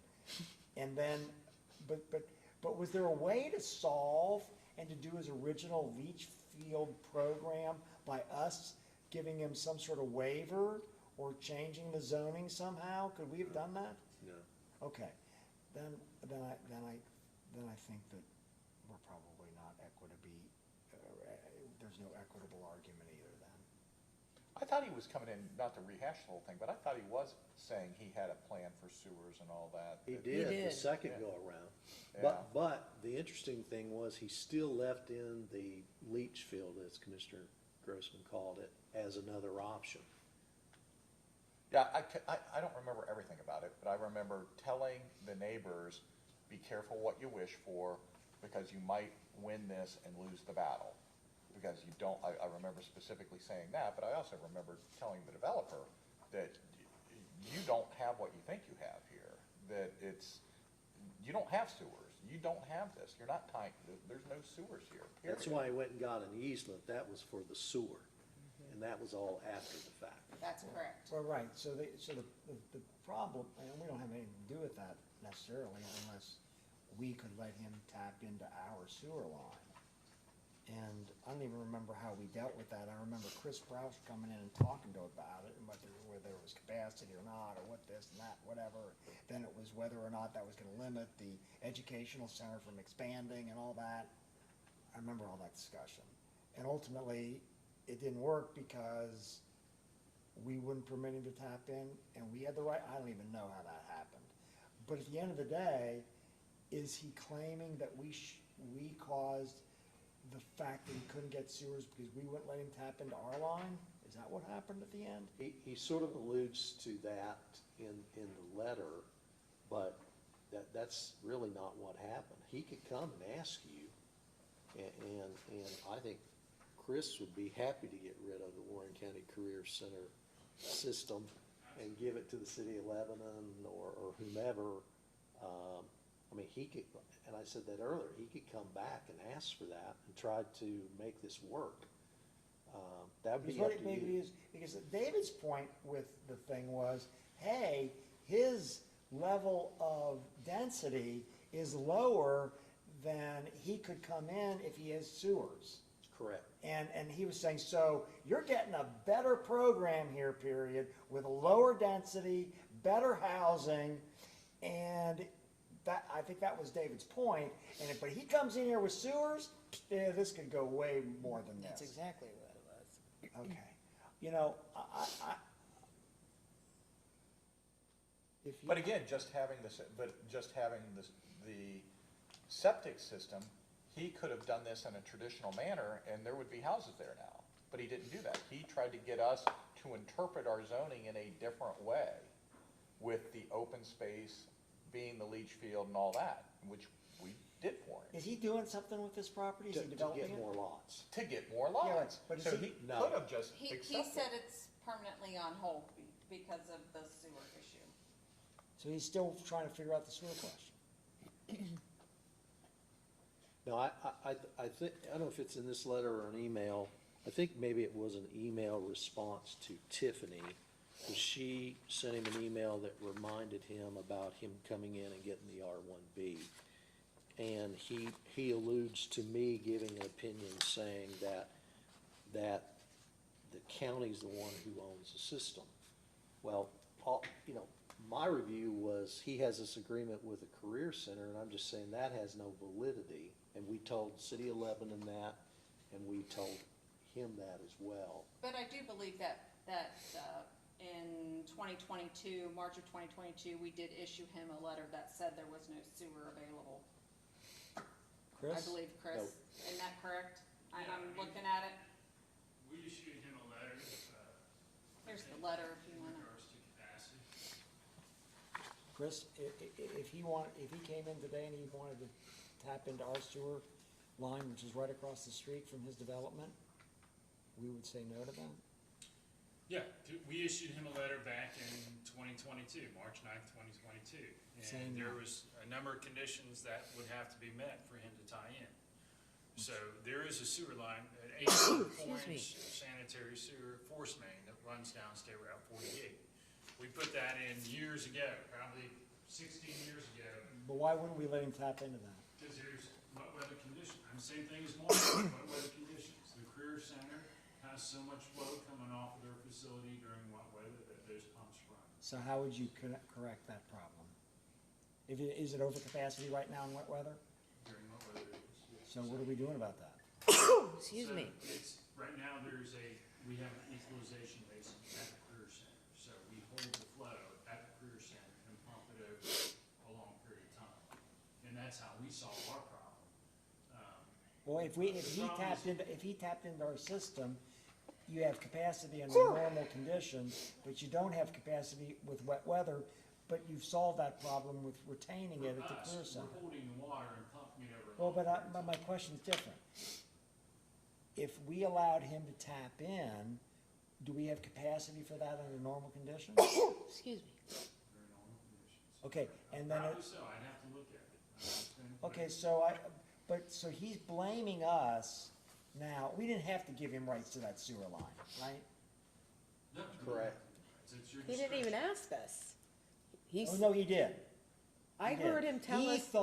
He thought that this was the line owned by the career center, and he was going to get permission from them to do it. I Right. think that's what he was doing, and I think what we're saying is, no, they don't own this, we do, and we're not giving you permission. I think that's what occurred, right? I don't think they ever asked you. I don't think they remember asked being us asked, if we but- have capacity, and we issued this letter in March 9, 2022, saying that here's the issues out there, that, these issues have to be solved before we would support Utah. in that. Okay, so was there, and we gave him that? Yes, yes. Okay, and so, was there a condition that he couldn't meet? Yeah, he couldn't meet the conditions. What condition couldn't he meet?